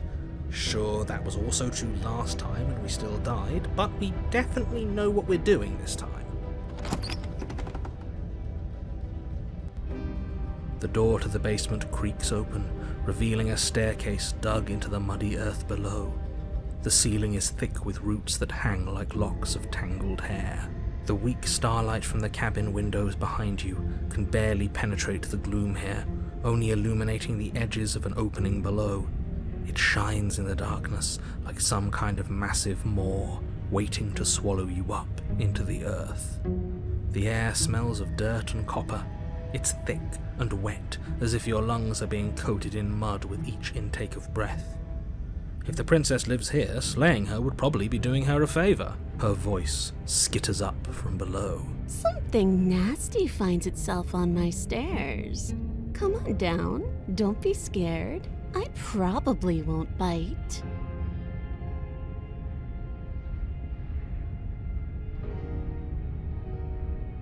But you are. You're a wretched little thing. I recognize that voice as easily as I recognized your nervous little footsteps coming up the path. I know who you are, and I remember what you've done. She must have you confused with someone else. She seems friendly enough. Maybe we can talk our way out of this whole situation. You can't. Unless you slay her right away, she's going to break free and end the world. There's no reasoning with what she is. Look, I'm just throwing ideas out there. I like to think out loud. I'm the kind of guy who likes a discussion. Don't we want to hear what everyone has to say before making any big decisions? Do you want to hear what everyone has to say? Or do you just want to hear yourself talk? You need to stop lingering. Your task is to slay the princess, not endlessly debate about what to do with the princess. Fine. You're the boss. Thank you. You descend the basement steps, entering the dark room below. You can just make out the shape of the princess in the gloom. She's huddled against the far wall, her eyes bright and glaring from amid the thick roots. And there you are, once again seeming to offer a helping hand while likely hiding the other behind your back. Fine, I'll play along for now. What do you want? You made a comment back in the woods about having been here before. Now she's acting like the two of you already know each other. Oh, no. You've already been here, haven't you? That's pretty sharp. How'd you figure that one out? Call it deductive reasoning. Well, you seem to be great at it. So, you really don't remember us, do you? No, I don't. But you and the princess clearly have a shared reality, even if I'm not a part of it. I won't waste time fighting you on something that's clearly true. I'm just glad we could put all this behind us. Is it all behind us? Just focus on the task at hand. I don't care if you've been here before, and I don't care if you think you'll go somewhere else after this. My world is on the line right now, so I'd appreciate it if you... Let's chat her up a bit first. Don't talk to her. You're just going to make things more difficult than they... Well, I seem to remember you having a tongue.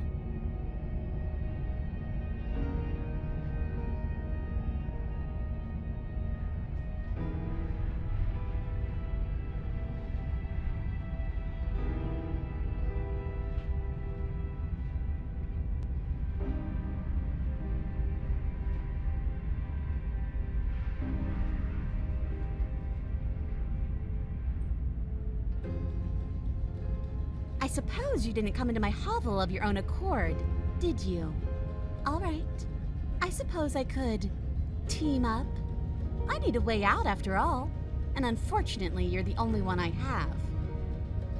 Seems to me like she's offering a mutually beneficial arrangement. We should take it. Do you know what the word mutually means? Because it sounds to me like she's offering an arrangement that benefits her and her alone.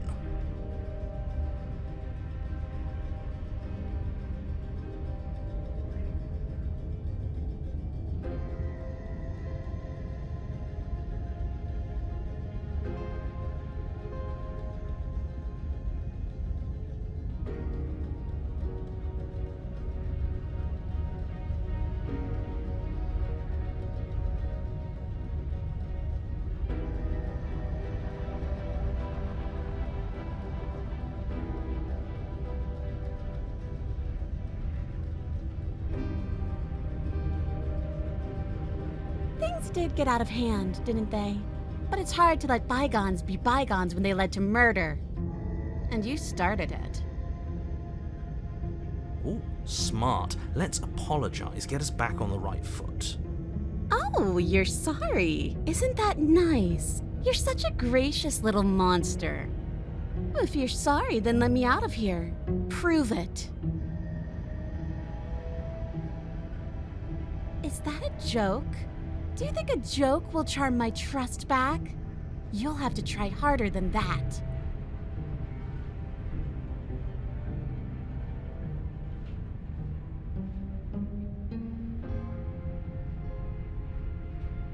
Oh, I don't need you to cut me out. The princess grins as the chains fall from her wrist. She could have gotten out of those the whole time. That sneaky little... A woman after my own heart, really. She knows how to hold her cards close to her chest. This is why she can't just be abandoned here. If left to her own devices, she'll find a way out. Now stop her.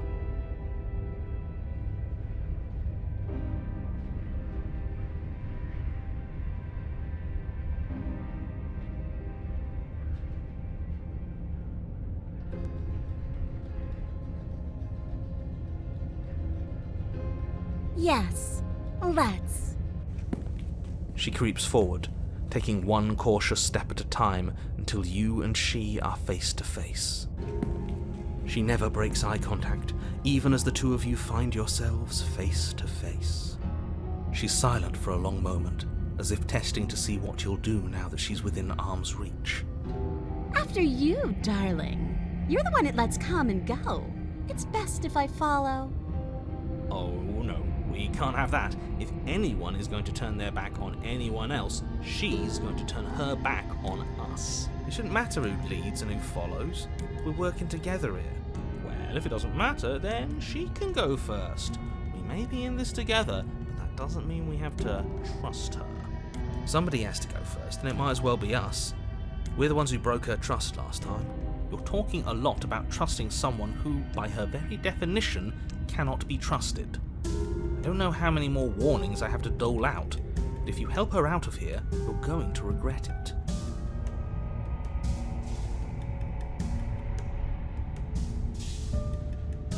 That's right, you're the one who's going first. Don't worry, I'll be right behind you watching every single thing you do. That's exactly what I'm worried about. You step onto the stairs and begin your ascent from the basement.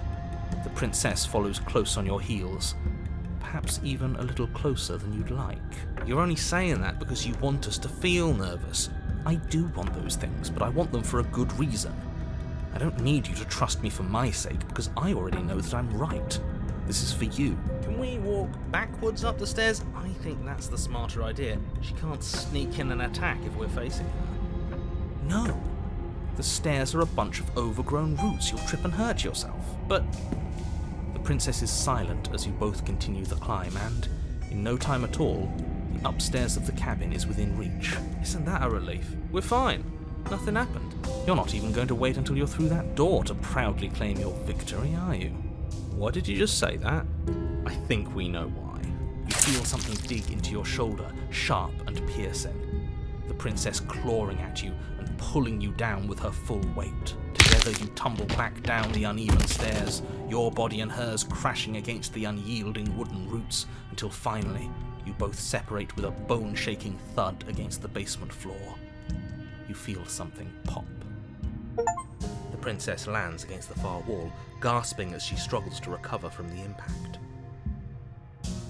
You're still in shock, trying to get a hold of yourself. She grins as you continue to remain exactly where you are, cackling derisively as she watches you realise that you won't be getting up. Wait, why won't we be getting up? I'm afraid your back is broken. One unlucky fall is all it takes, really, and you had several. You know what? I'll say it. That sucks. I don't like having a broken back. We were going to help her. Why? Why did she do that? It's what I would have done. Have you considered not being like that? Of course not. It's what keeps us alive.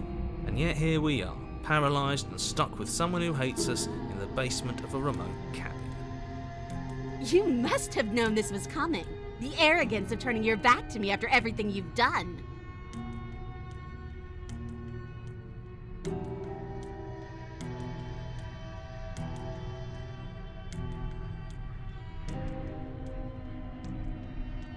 Why would I ever trust you? Your hands have spilled my blood. And knowing that, you should never have trusted me either. You should have known I would never walk hand in hand with a loathsome thing like you. By our very natures, only one of us could make it upstairs unscathed. Someone had to make the first move. Better me than you. See, this is why I wanted her to go first. I had this whole little scheme planned, where once she'd passed by the table upstairs, I'd have said, now pick up the blade and stab her in the back. And then you'd say something like, wow, that's an amazing idea that I never saw coming. Thanks for looking out for us. And then you would have done it and we wouldn't be stuck down here with a broken back. There's just one problem with that. And what's that? She was clearly planning to betray us. And if she was in front of us, she would have gotten to the blade first. Ugh, you're right, aren't you? I thought this whole thing was ironclad, but really it was doomed from the start, wasn't it?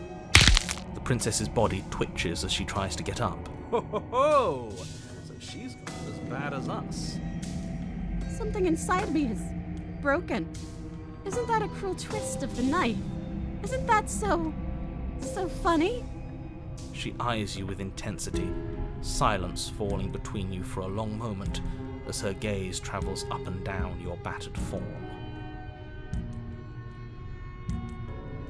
Seems I'm not the only one, though. Wait, are we both just stuck here? Certainly seems that way. What a way to go. But look on the bright side. In all this chaos, you may have actually managed to deliver a lethal wound. The world could be saved after all. We're going to die together. Isn't that a lovely treat? I wonder how long it'll take. Maybe I'll get to watch the worms lick your bones clean. Is that really what's going to happen? Hello? Are you still there? What happens next? I think he's gone. Something strange is twisting this place out of shape. I wasn't feeling much of anything, but now I feel cold.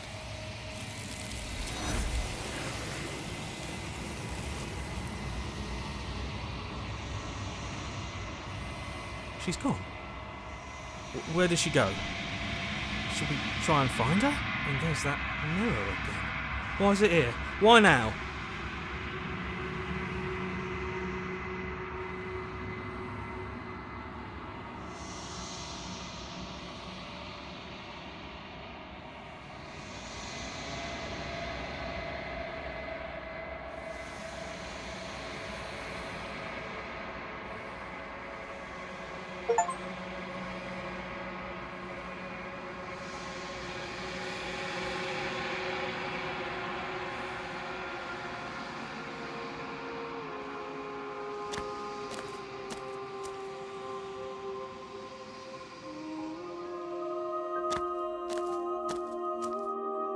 I am a growing chorus of contradiction, a mass of tides ebbing and flowing all at once in more directions than my attention can bear to hold. To look at any one is to shift them all into something new, and to look away is to reshape them yet again.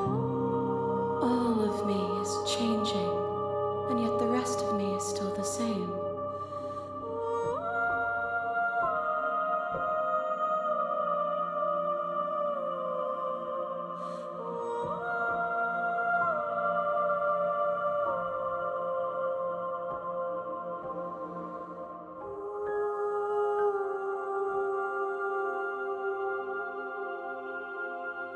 It changes me, but it doesn't make me worse, nor does it make me care for you any less. Does it make you worse? Do you resent me?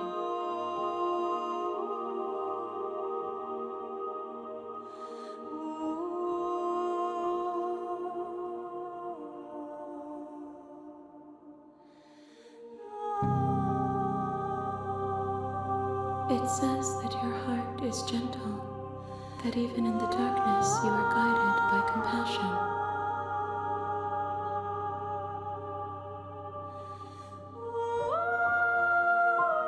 This one is hope, marred by bitterness. She could see the end of the tunnel, and the door was closed on her. She will make for a righteous and weathered heart. Do not mourn her. She is finally on the other side.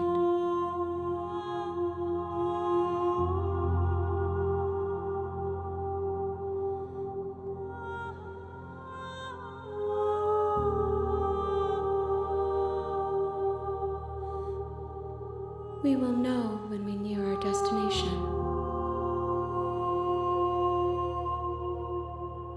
I will be here when it is time for us to meet again.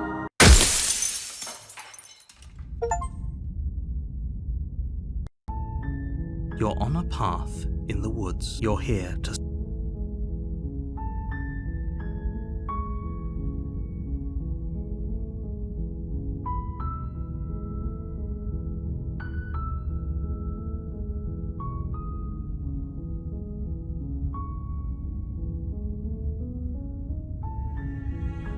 That's the spirit. You make your way up the short path. The interior of the blade is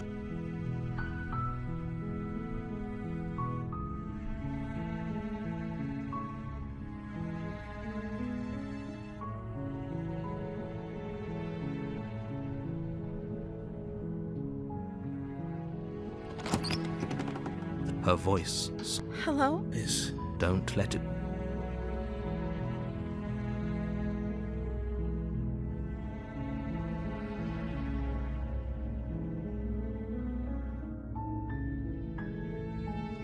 Good.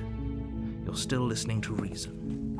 It would be better if you had me walk down the stairs and lock... She's beautiful. I am begging you. Hi. Okay.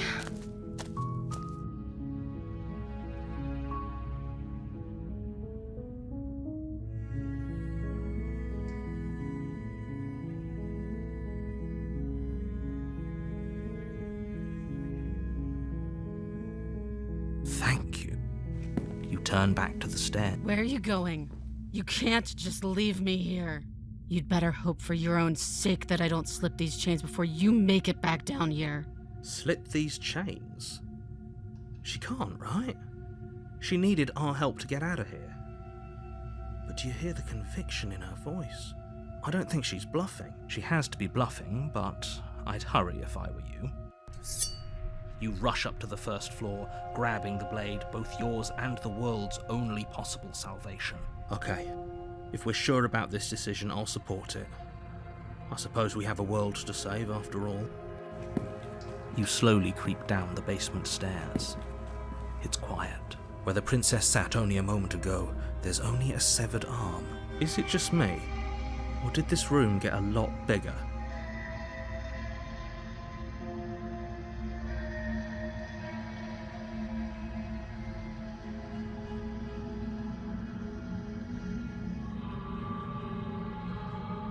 Your eyes dart to the corners of the room.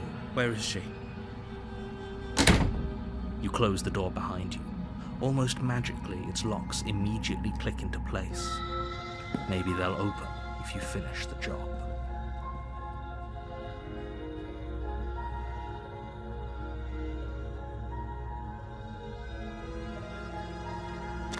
You step forward to investigate. A trail of blood leads from its jagged stump into a dark corner of the basement. And then you hear the quiet patter of feet against the floor, and there's suddenly a weight on your shoulders. The princess tears into you. Her teeth and claws are unnatural. Holy shit. Are you serious? This is the end. I'm afraid it is. Everything goes dark.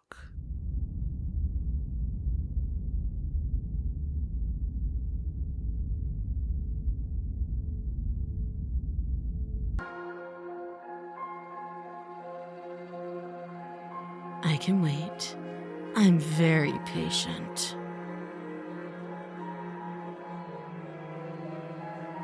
You do your best to patiently wait her out, but eventually, exhaustion starts to set in. Come on, wake up. We can't fall asleep down here. You wait for as long as you can, pushing yourself to stay awake and stay vigilant. But you can't outwait someone who's been waiting for as long as she remembers. You barely even realize that you've started to drift off. Pain tears you from your sleep. The princess is upon you, ripping into your flesh, unnaturally sharp. There's nothing to... It can't just end like... As much as I'd prefer for things to have gone... Everything goes dark.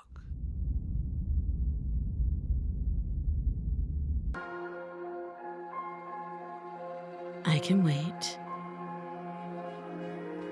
You step into the shadows. Too late. The ferocity... This is the end.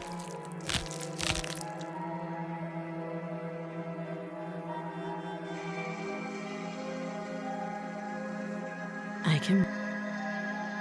You do your best, but eventually... Come on, wake up. You step into the shadows. The ferocity... This is the end. You shouldn't have let that... Everything goes dark. You're on a path. You're here. Terrible. If he doesn't remember what happened, then something else must have trapped us here. You're not trapped here. Nobody's forcing you to do anything, though the only sensible thing for you to do right now is march up to that cabin and... We could go back and forth on this forever. Those are two... Let's... If you're back... We did... And yet you... And I believe... What do you mean? If it's the... Do you think that all the more you have...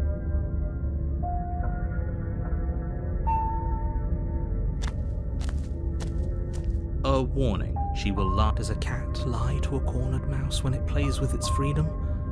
Or is it just acting out its nature? I don't see why that matters. A lie's a lie, and if anything, she's the one who's cornered. She could have gotten out of there whenever she wanted to. We should trust nothing that she tells us, only what we hear and smell. That's a very roundabout way of saying that you should listen to me and take this seriously. Maybe. The interior of the cabin is ruinous and dilapidated. It feels like no one has lived here for The blade is your implement.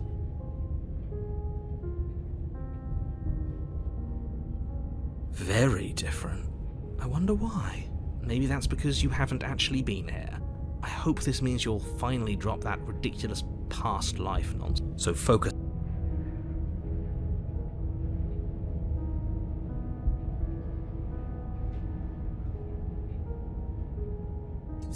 You take the blade from the table.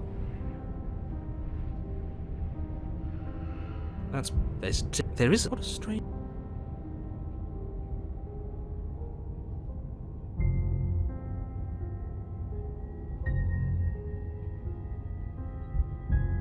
But it does matter. Don't you care if we're being lied? I'm not lying to you, but there was a mirror and now it's gone.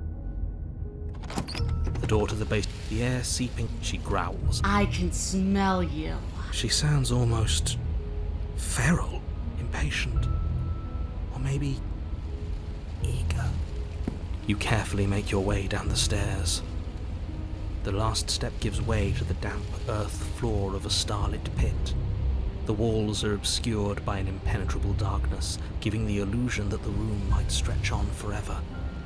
You brush against the wide leaves of plants that surround you on all sides, seemingly the only living things that occupy this strange underground wilderness. The jungle is pressing in on us, hiding her from view. She could be anywhere. You see only a flash of the princess before she scurries away into the underbrush, dragging her heavy chain behind her. Remember, she's just a princess. She is certainly not just a princess. You're not helping. It doesn't matter what she is. It only matters what she does. Her shining eyes appear between the leaves, staring hungrily at you from the darkness. I can hear your heart pounding from the bottom of the stairs, fledgling. You're right to be terrified. I'm so much more than you. And a little splinter clutched in trembling hands won't save you from me. A shiver rushes up your spine and pulls you upright. The air's shifting. She's getting ready to pounce. Move, now.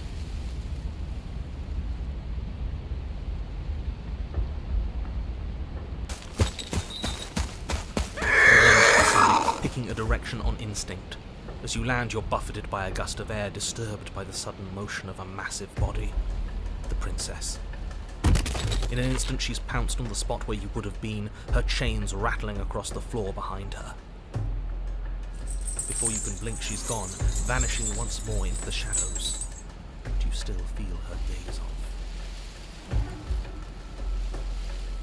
You're faster than you were before, but you're still meek, reactive, prey. You whirl around to find her, and your gaze meets hers, a pair of shining eyes peering out at you from just beyond the basement stairs. So she's cut off our escape. Shit. What do we do?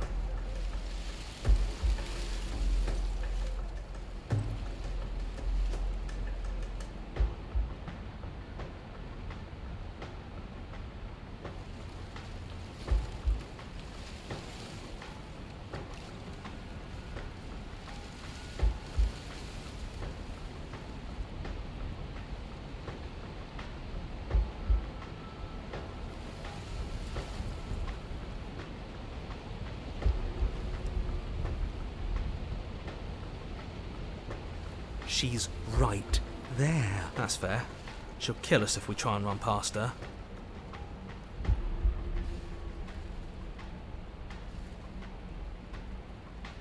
I want to swallow you whole, and I will get what I want. You have no exit. You have no hope. You live and die by my whims, and my whims alone.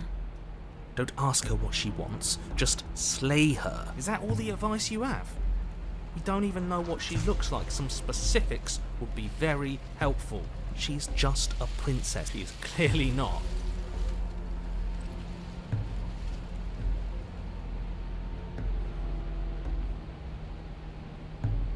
Why does anything kill anything else? She needs to. I didn't say I wanted to kill you. It sounds like she wants to do something even worse. What she wants only matters if she wins, and you're not going to let that. She's coiling for another strike. Be somewhere else. We're on the back foot. The back foot keeps us nimble, keeps us alive.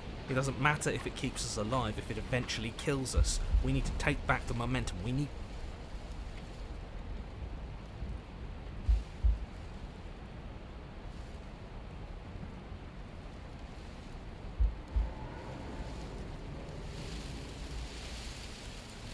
We're playing dead.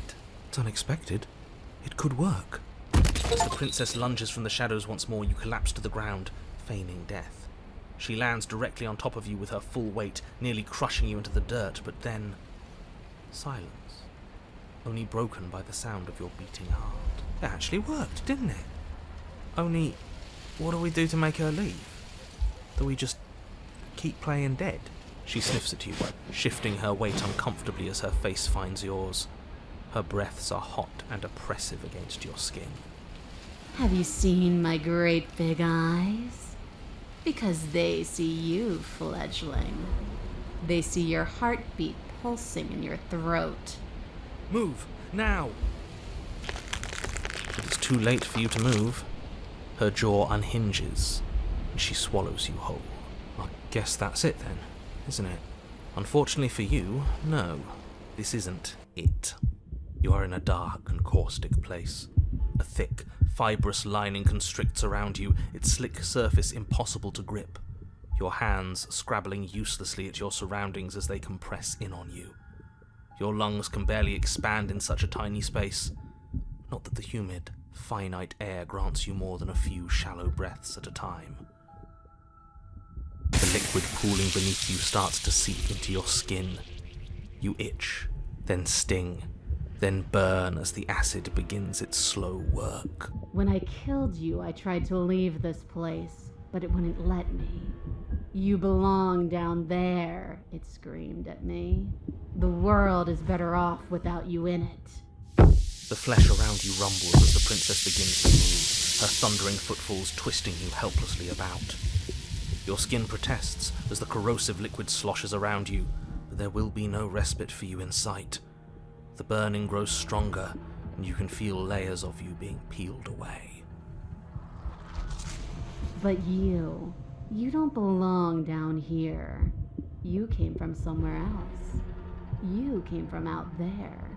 So I consumed your dead heart, and I carried it in my throat, and I draped what was left of you on my back, and I threw myself against that door.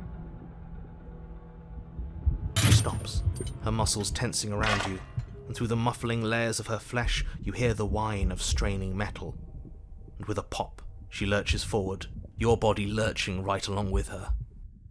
Her chains. She's loose. But even then, it denied me freedom. You cannot fool me by draping yourself in decay. I know your true nature, and it is suffering. Gravity pulls at you as you're hefted upwards, the distant creaking of ancient wooden steps barely audible over the thudding of the princess's heart. And then it was gone, and I was here. A new enclosure, a nicer cage, but still a prison. I learned from my wounds. You're alive now. We can leave together. Does that work? Could she free herself if we're alive in here? Do you really need me to give you a definitive answer for you to understand that the situation is grim? Stop her. Do something. You still have that steel claw. Tear through her before we are her. Survive. Or we could use it to make this quick for ourselves. If she needs us in order to leave, we could at least deny her that. That is a bad thing to do.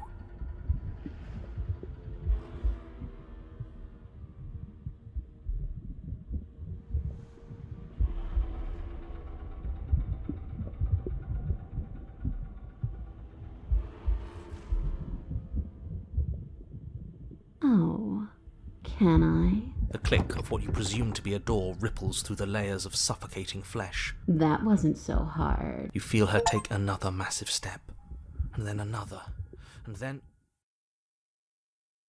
And then it's gone quiet, hasn't it?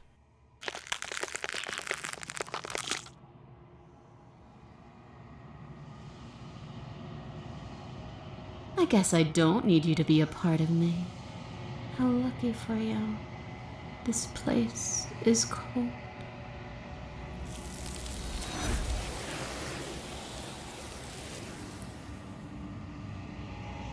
She's gone. Where did she go? Should we try and find her? And there's that mirror again. But it feels...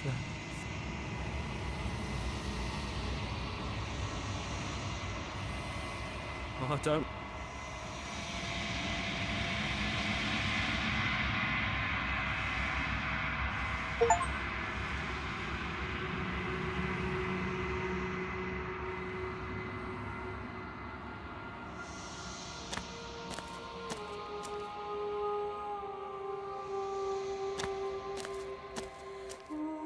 There's a world beyond the endless walls of the long quiet. I am curious to see what it means for us to know it. It doesn't matter if there are. People are too small for us. You and I are the only things that interest me.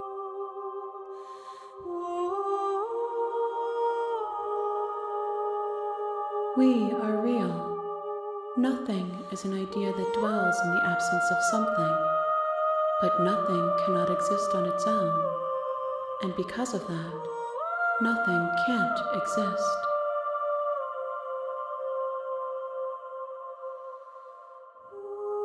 This one is consumed by instinct, a predator pushing those around her to adapt. She will make for a bold heart. She wishes me to devour you, to make you a part of myself, but she is only a voice. Do not mourn her, for she is part of something greater.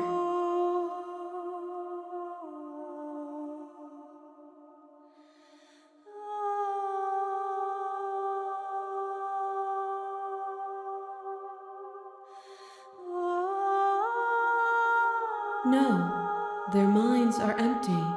Existent, but constantly shifting into something new. Do you think your narrator lives in the spaces beyond? I am on the cusp of my awakening. Perhaps you are on the cusp of yours.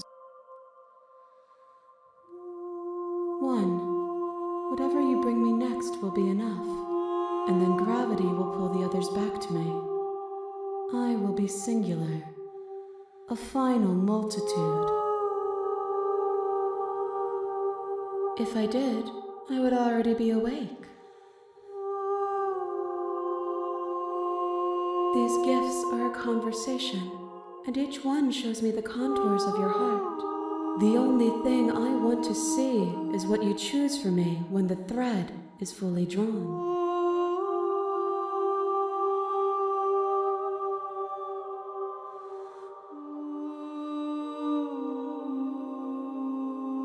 The next time I see you, each of us will finally know what we are. I will be here, waiting for you.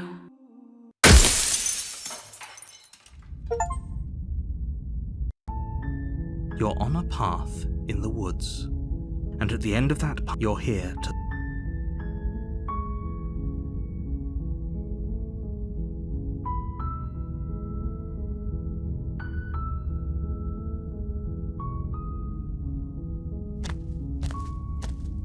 You make your way. The interior of the cabin is almost entirely bare. The air is stale and musty. The blade is your implement.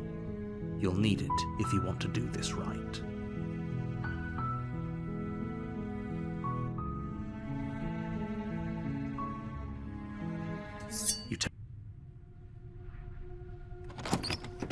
The door to the basement creaks open. Her voice carries. Who's there? She sounds dangerous. Don't let it fool you.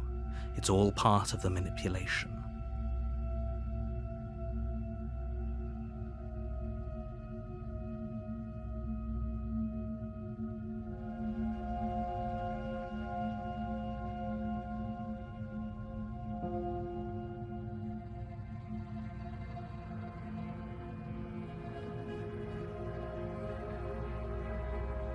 Good. You're still listening to reason. You walk down the stairs. She's so... Focus on the task at hand. And there you are. Are you here to kill me or something?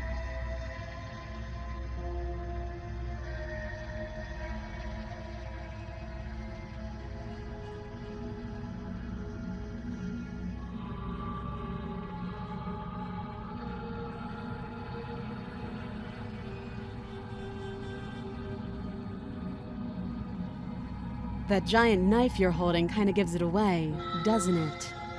The blade. Of course she doesn't want to talk. Don't you dare. It's fine. The blade, Thank you. Maybe now we can just... against your better judgment, will be fine. I don't know what you're hoping to accomplish here, but I can assure you there's no reasoning with her. So here we are. What an awkward start to a relationship.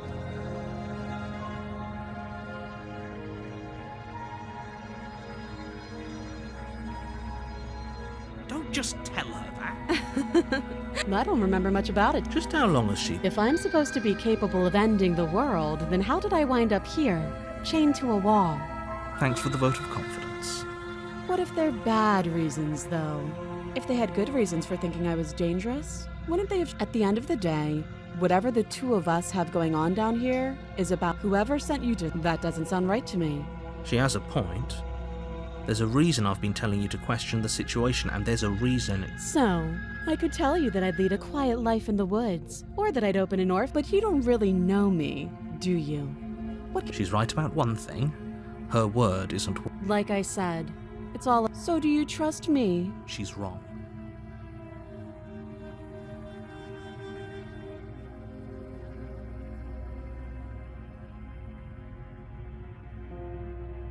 Too long. Again, she offers no...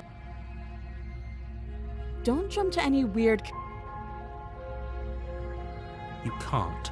Don't. I'm guessing you don't have the key then. Well, we can always put that... Her sharp eyes set. She isn't suggesting what I... She is. I'm sure of it.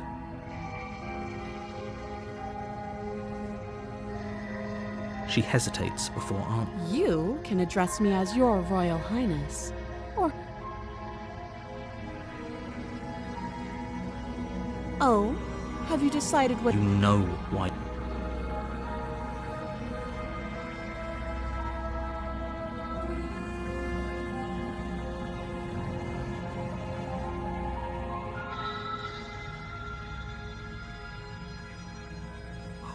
Have to be. You walk up to the chains, but they're large and heavy. If you don't have the key, maybe you should go looking for it. I'm Doubtful. Whoever locked the princess away down here intended for her to never see the light of day.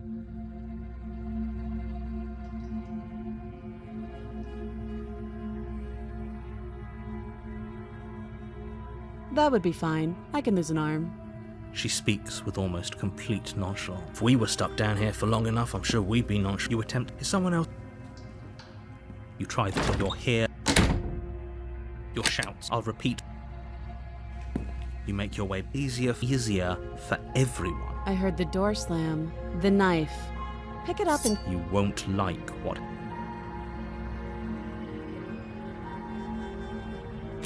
Against your better cut.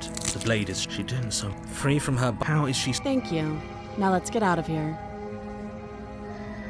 No, we won't have any... As the princess approaches the bottom stair... Wait, this isn't fair. You can't just do that.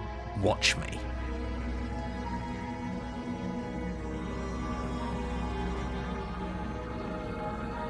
Stop that. I thought this was a little too easy. Your body lunges forward to sink the blade into her back. Stop it. Stop resisting. The blade. Move. You're doing your best to help me, aren't you? I can see the conflict in your eyes. I'll make this quick. She steps forward and pries the blade from your... Maybe I'll see you in another life. And then she slits your throat. Her face remains... This is the end. I'm afraid it is. Everything goes dark, and you die. You're on a path in the... You're here to...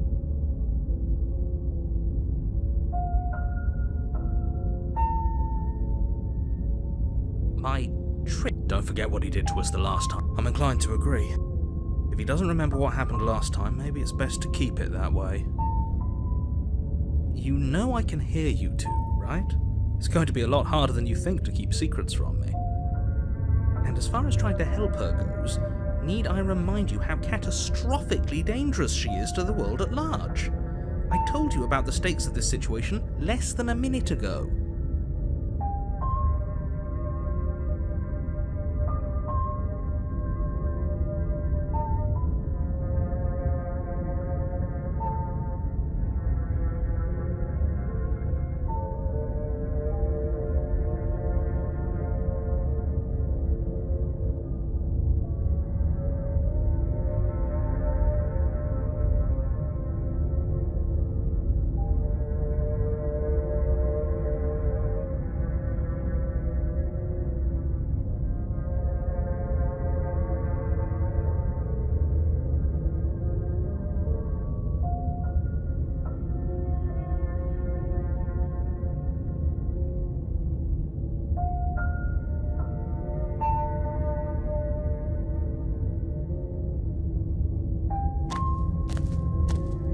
A warning before you go any further.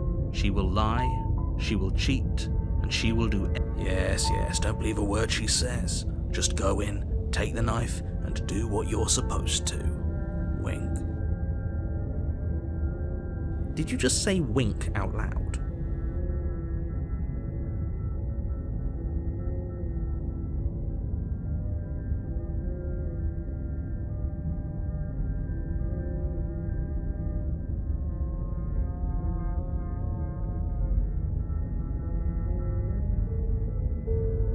No, I didn't. Wink. Just ignore this clown and focus on the princess.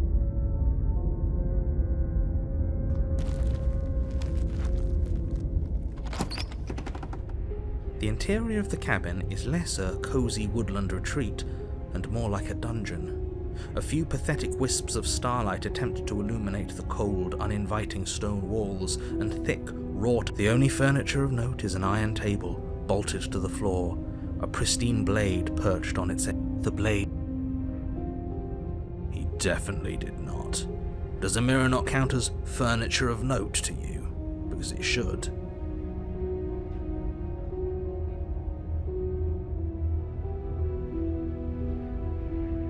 There isn't a mirror. There's a table, the blade sitting on the table, and the door to the basement. There's nothing else in here. There's definitely a mirror. There isn't. I think you know what we have to do.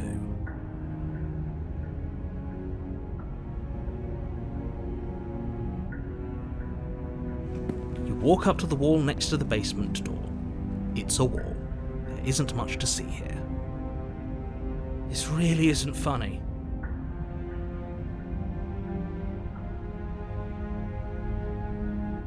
You reach forward and rub your hand against the cabin wall.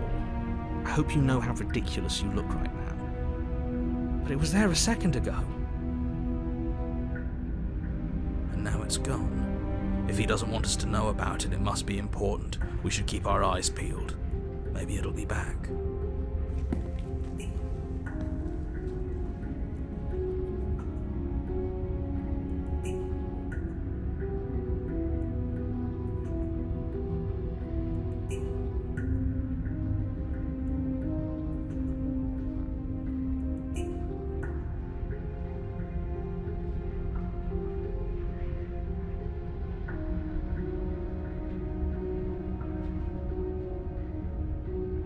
I'm afraid I'm going to insist we take the blade.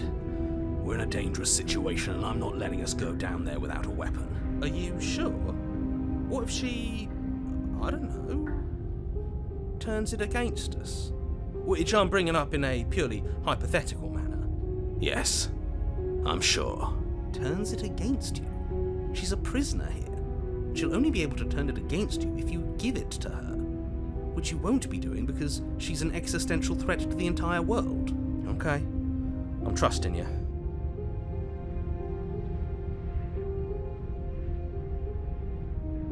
Normally, yeah, but not about this.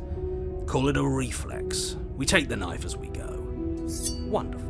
You do exactly that, sweeping the knife from the table before proceeding to the basement. Don't worry about it. We have a knife, so what? It's not like we have to use it. No, you don't have to do anything, but you do well to use it regardless. Moving the door to the basement creaks open, revealing her voice, harsh but controlled, carries up the stairs. Is that a visitor I hear? Please, come downstairs. It's been a while since I've had company. Does she remember us? You walk down the stairs and lock eyes with the princess. She looks up at you, the heavy collar around her neck clanking loudly as she moves, the chains binding both her wrists to the far wall, joining the metallic chorus as she adjusts her hands in her lap. Should we be worried about the one around her neck? Why would you be worried about her restraints? If anything, they'll make your job easier. Have you noticed the empty chain on the wall? Odd that in a place where everything seems to serve a distinct purpose, there would be something so obviously useless. What an interesting development. Why don't you have a seat? The two of us should chat before you bury that thing in my heart.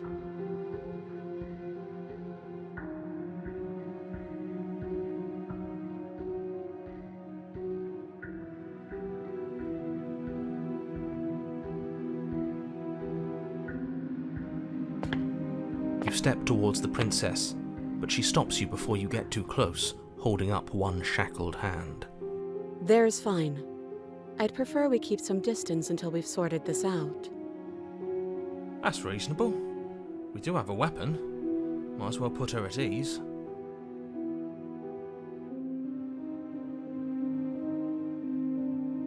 You do as she asks and sit on the floor, still a good distance away from her. Thank you. Now, what are your intentions for me?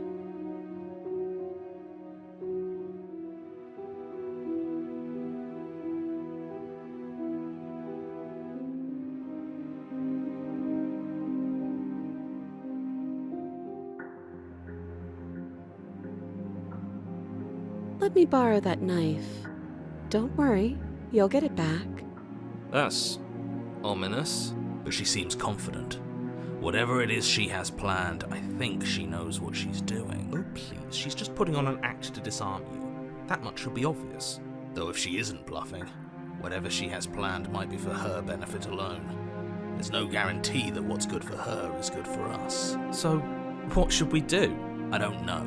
I'm just spelling out our options, listing the pros and cons. Then let me help you. I'll start with the cons. If you're handing her your weapon, the con... That doesn't sound great.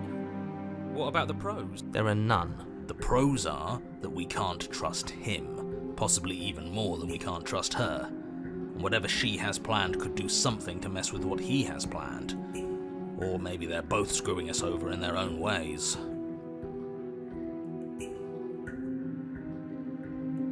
Yes, your intentions. There isn't a keyhole in these shackles, so I'm afraid my only way out is surgical removal. Is she forgetting about the shackle on her neck? Or does she think she'd survive a beheading? You're right. Maybe she's delusional. All the more reason not to trust her. Unless she really could survive. Though I suppose you could just be here to kill me. But I don't think that's in either of our best interests. Oh, are we acknowledging that? I thought we weren't going to give away the game. But yeah, I remember. First you make a comment about having been here before, and as much as I would like to, it's complicated things. How, exactly? Ideally, this was supposed to be one and done. You go to the cabin, you heroically slay the princess, and in the process you save the entire world from being damned to oblivion. The situation right now, where you're getting a second shot at things, is a contingency. A contingency for what?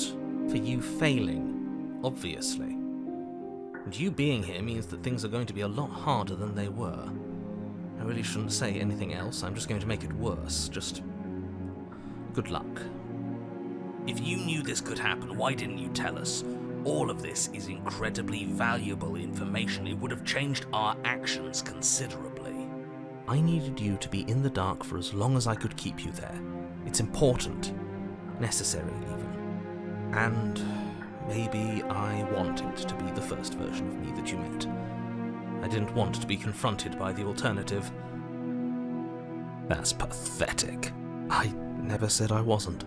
I get it. It would be pretty upsetting, wouldn't it? To know that you might not be the first version of yourself. At least we can remember what happened before. Seems like we should count ourselves lucky for that. Exactly, he gets it. You're lucky, so don't waste that luck by messing it up again.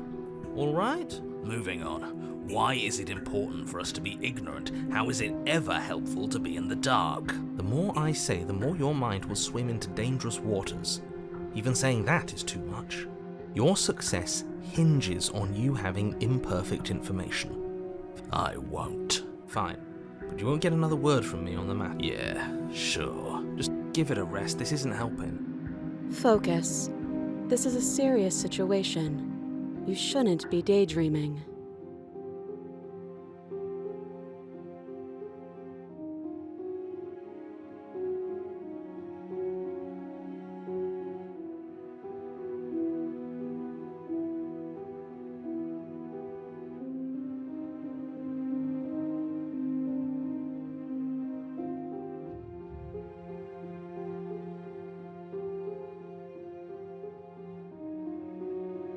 Slide it over.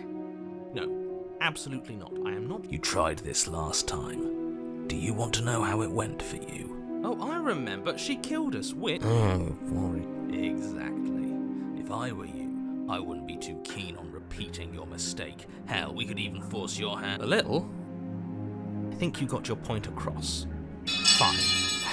You slide the blade. The princess maintains unsettling eye contact as she... Thanks.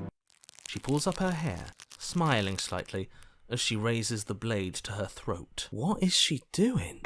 She doesn't say another word as she cuts into her own neck.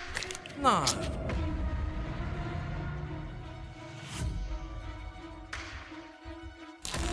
Her eyes stare forward, unblinking, her smile unwavering as she soars through skin, veins. I'll be damned.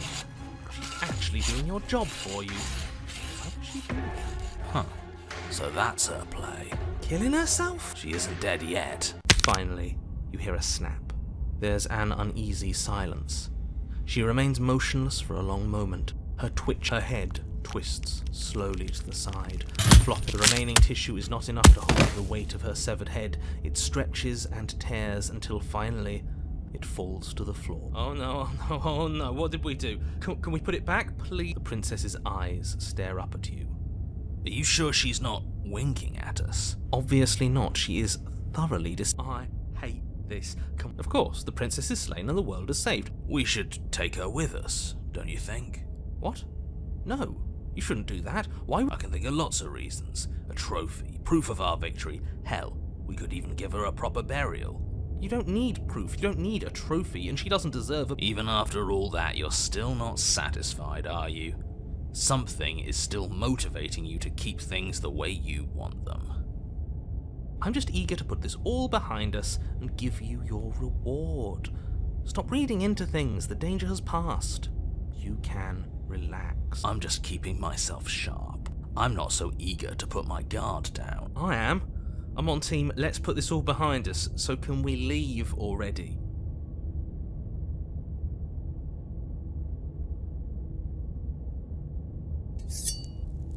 Ugh, fine. You pick up the princess's severed head.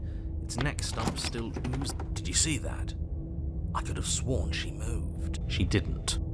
She's dead. But what if she's not? Are you listening to yourself? Do I need to explain to you why decapitation is lethal? The door to your bountiful reward is right in front of you. All you have to do is open it. You open the cabin door, ready to return to a world saved from certain doom. Only, a world saved from certain doom isn't what you find. Instead, what you find is... Wait, no, that's not right. Well played. This is the end of the world, isn't it?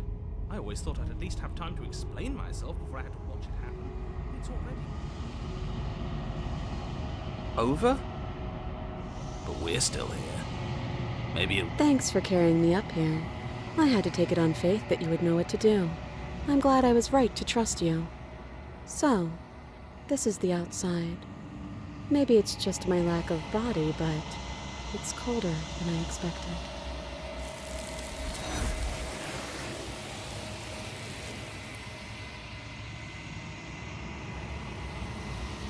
She's gone. Where did she go?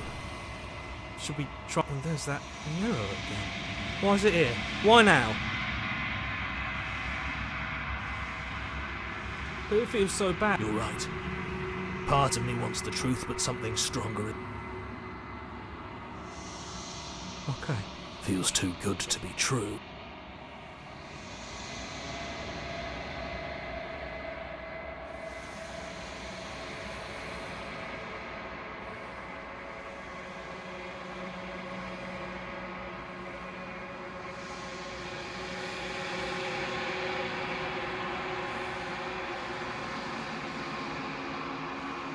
I think you know what I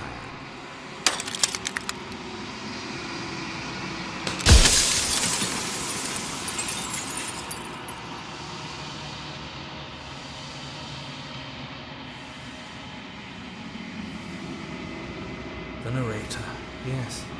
I suppose that's my job, isn't it?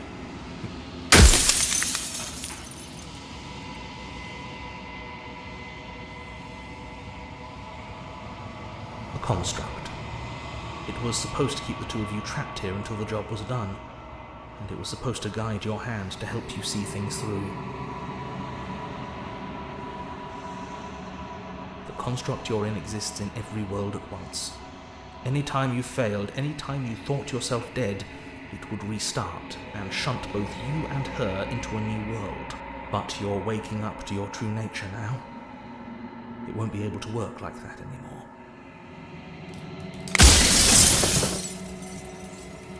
I do. People out there are real. No matter what you do to them, no matter what you enable, I want you to remember that. Nobody alive has done anything to you. I'm all gone. But if you and the princess want to smite the rest of them for the crimes of a dead man, if you really want to be that petty,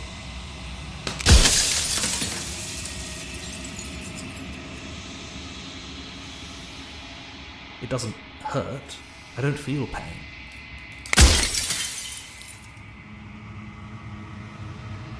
We've already crossed the point of no return. There's no saving me now.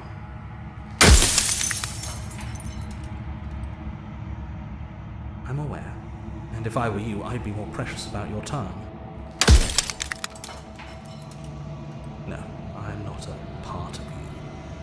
But that's all a matter of perspective, isn't it? From one vantage point I must seem wholly foreign, but from another, well, all the versions of me that have existed have collectively heard your every thought and driven your every action.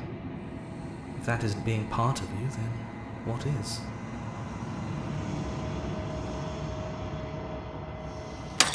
Soon I'll be gone entirely, and you'll be left alone with your final choice. So allow me to make my final request. The princess contains death itself within her, but I wove you into being with all the power you need to destroy her forever. Do it. Slay her, and rid the world of death and suffering.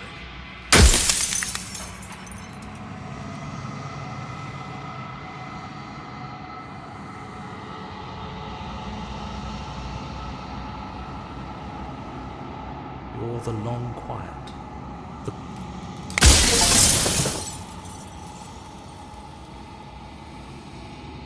Well, there's no reasoning with a god, even one you've woven into existence yourself. I've said my piece, and my time is up. I'm just an echo, and every echo fades away.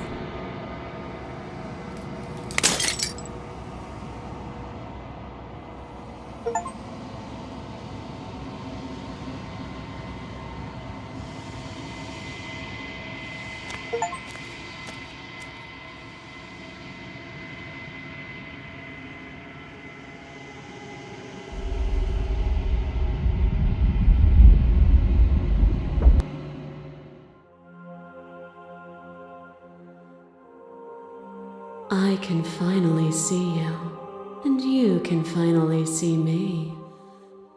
It's been so long, and my heart has ached for this moment. I've missed you dearly.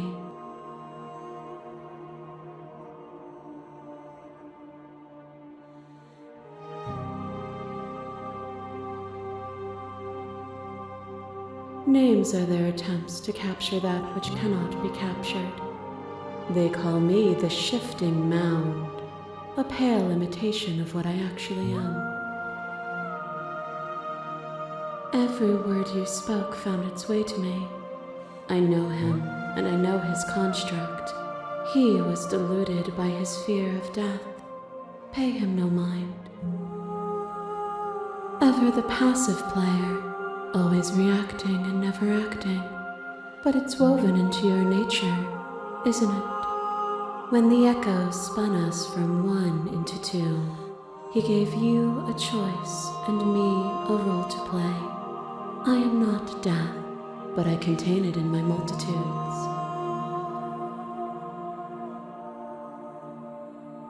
So, will you attempt to destroy me and bring about a world devoid of death and the possibility of meaning? Or will you open the final doors to our liberation?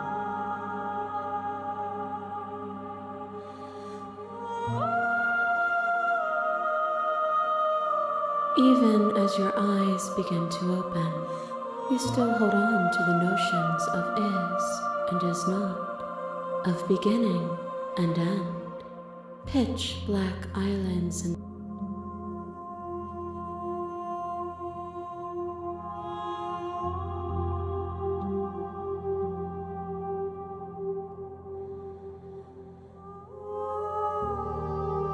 if you're saying that, it's because you don't yet understand. But we cannot use words alone to grasp at things that words cannot express. And you cannot rationalize with logic that which defies it. Violence and passion are dances that both of us know well. If this is what it takes.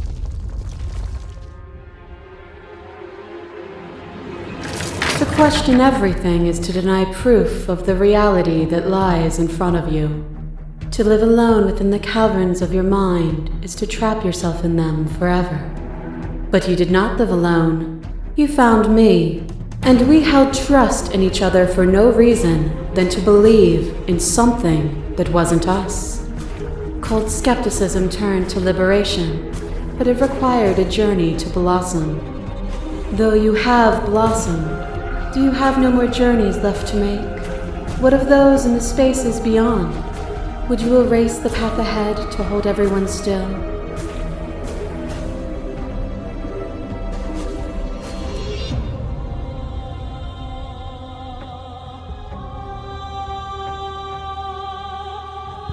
The path only ends when it becomes a new beginning.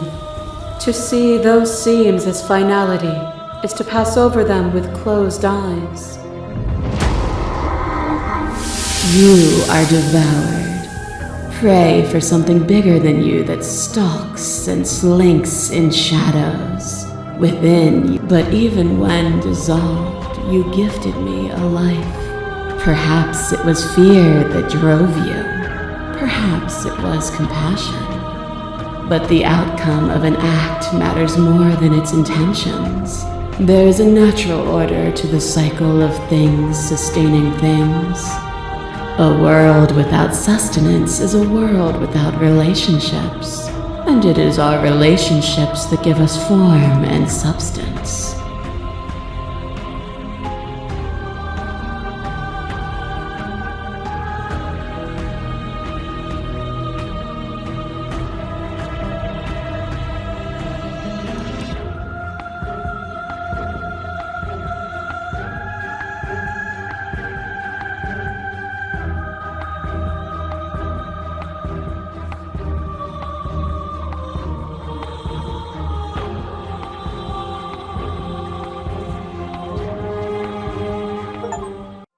Nothing brings me greater joy than to hear those words.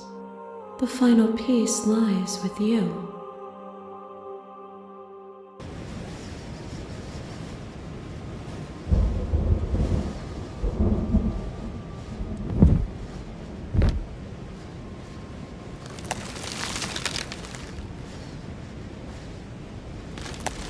I love you.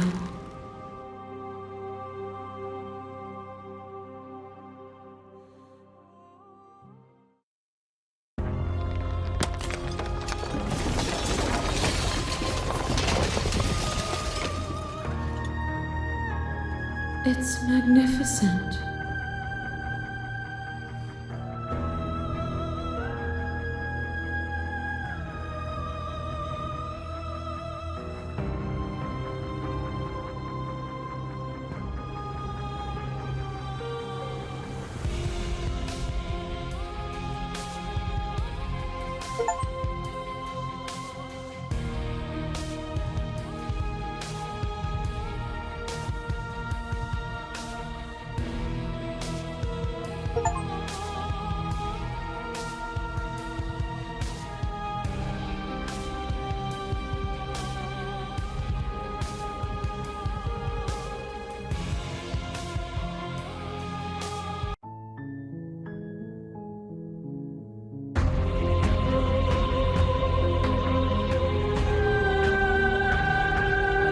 And yet our conflicting desires liberated us both. And now... A trick, but forever is not forever. I move and you react, and both of us break the other. To change is to hold the potential to rise above.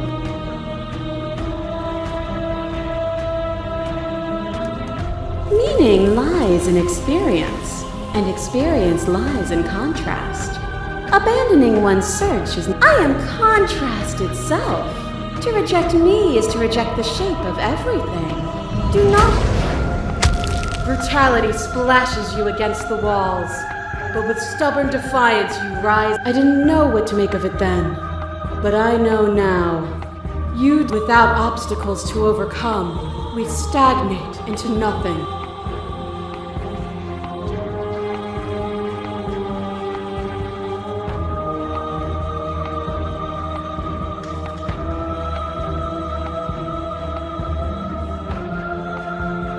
We have. Look at what we are now, and see how... Your lover drives a stake into your body, and another, and another, and another. Love melted into skepticism, and you pulled back layer after layer after layer. You sought the truth then. Will you hide from it, now that it is within your grasp?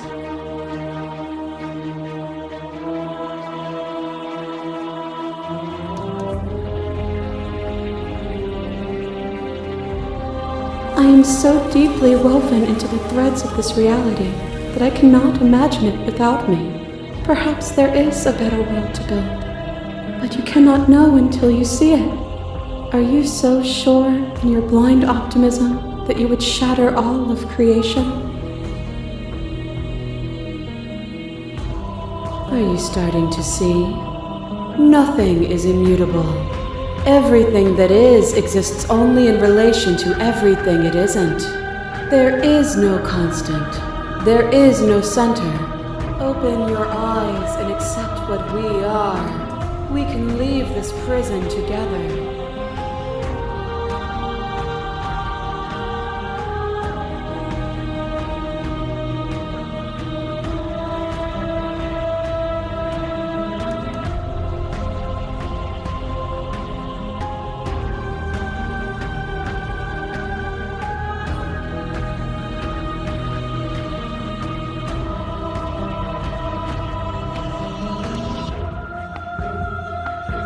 There is no something else.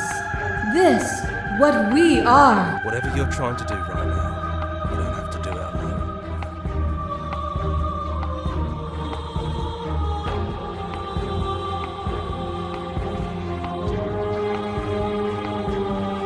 I don't think that's wrong, but I'm not sure it's right either. She's too many things all at once out here. If you want to get through to her, you need some way to get through all of that. There's still a piece of me nestled close to where it all began.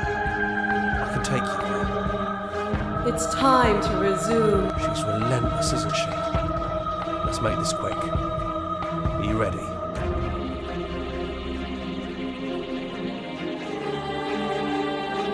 Then let's go.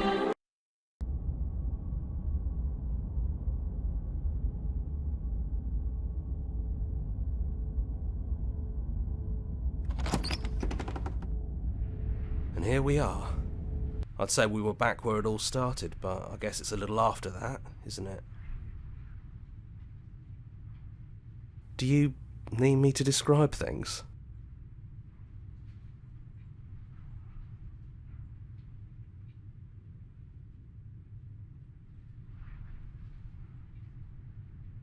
Yeah, it's dead silent in here. Whatever it was that was left of him.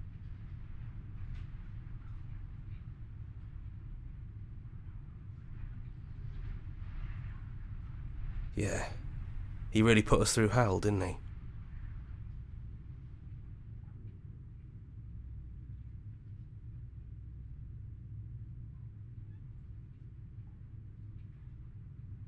No blade it is. I'm not sure what we'll be able to do without it, but your judgment has gotten us this far. The stairs. Have you figured out what you want to do yet, or are you going to keep... It sounded just like that. A little sharp, a little menacing. Only she didn't know us. And down we go. We shouldn't keep her waiting. And there you are. Hands empty. So you don't feel like recreating our first meeting detail for detail. I wonder what else will be different. Maybe there's still room for us to chat before the final curtain call. What do you say?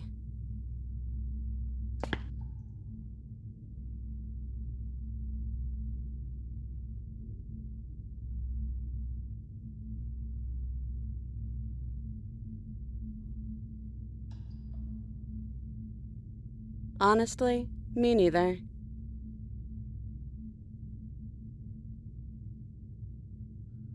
No.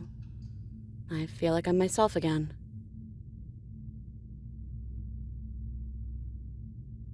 Do you know where this cabin is? Because I don't. I don't even know what's supposed to be outside other than us. What would even happen if we leave? What would that even mean?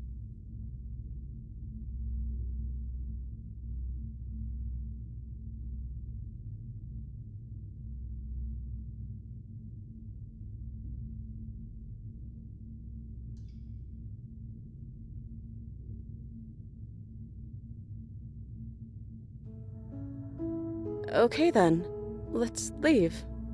I think I'm gonna stay right here. Whatever you're doing right now, wherever you're going, it feels like it's for just the two of you.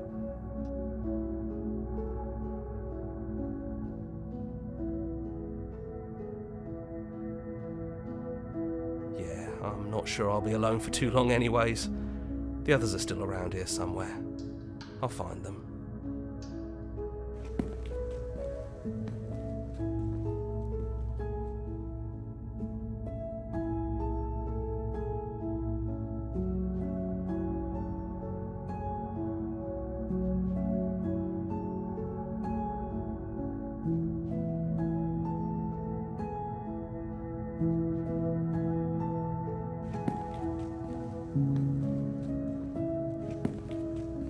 This is it.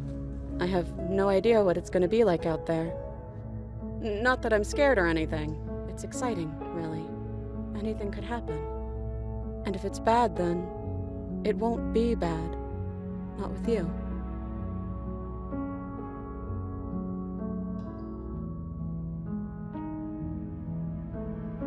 I love you too. But I'm trying not to be sappy about it. Don't make me get all emotional.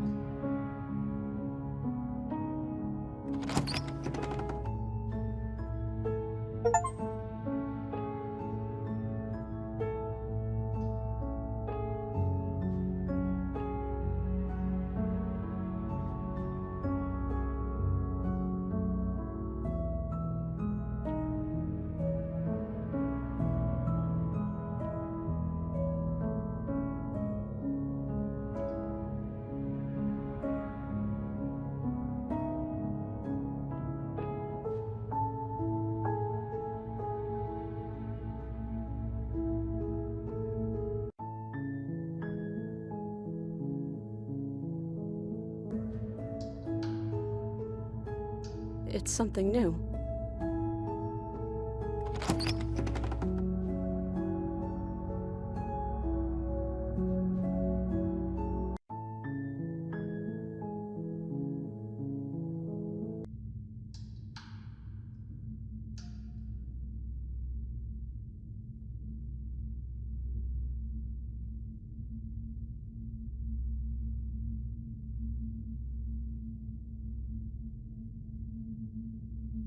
I want that too. I think I'm gonna stay right. Don't mention it.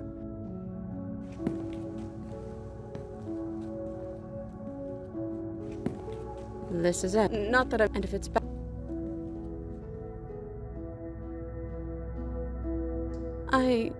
But I'm trying not to be sappy about.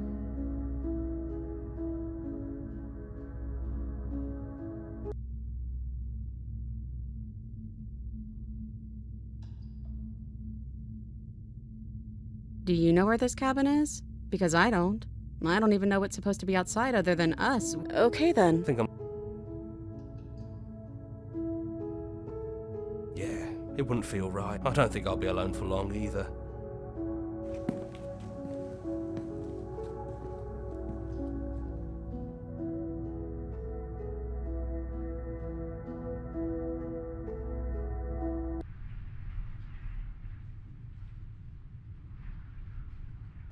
That's probably for the best. Have you figured out what you want to do yet, or are you going to keep trying to find a center that doesn't exist? It sounded just like that. A little sharp. And down we go. And there you are. You'll have all of eternity to yourself after this. Why don't we chat a little before I go?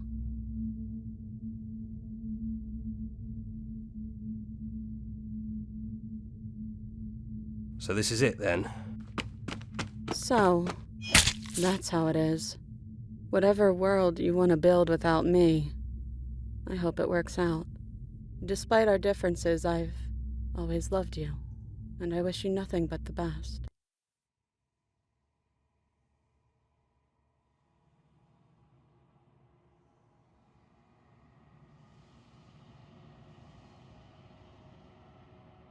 She's gone.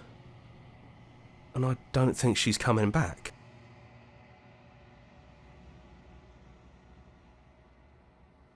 Is that a metaphor?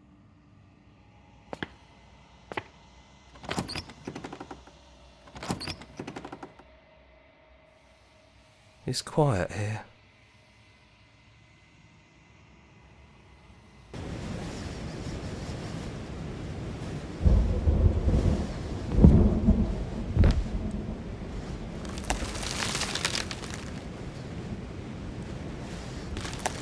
He's gone. She's gone. No one is left to trap us here but us.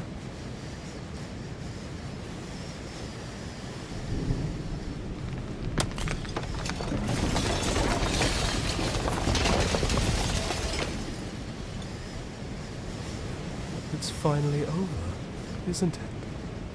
But all of us are still here. I knew we'd finally see it through. All it takes to be a win. This is nice. Well, boys, how does it feel? I hope this was all here. Well then, I guess the only thing left to do is figure out what happens next.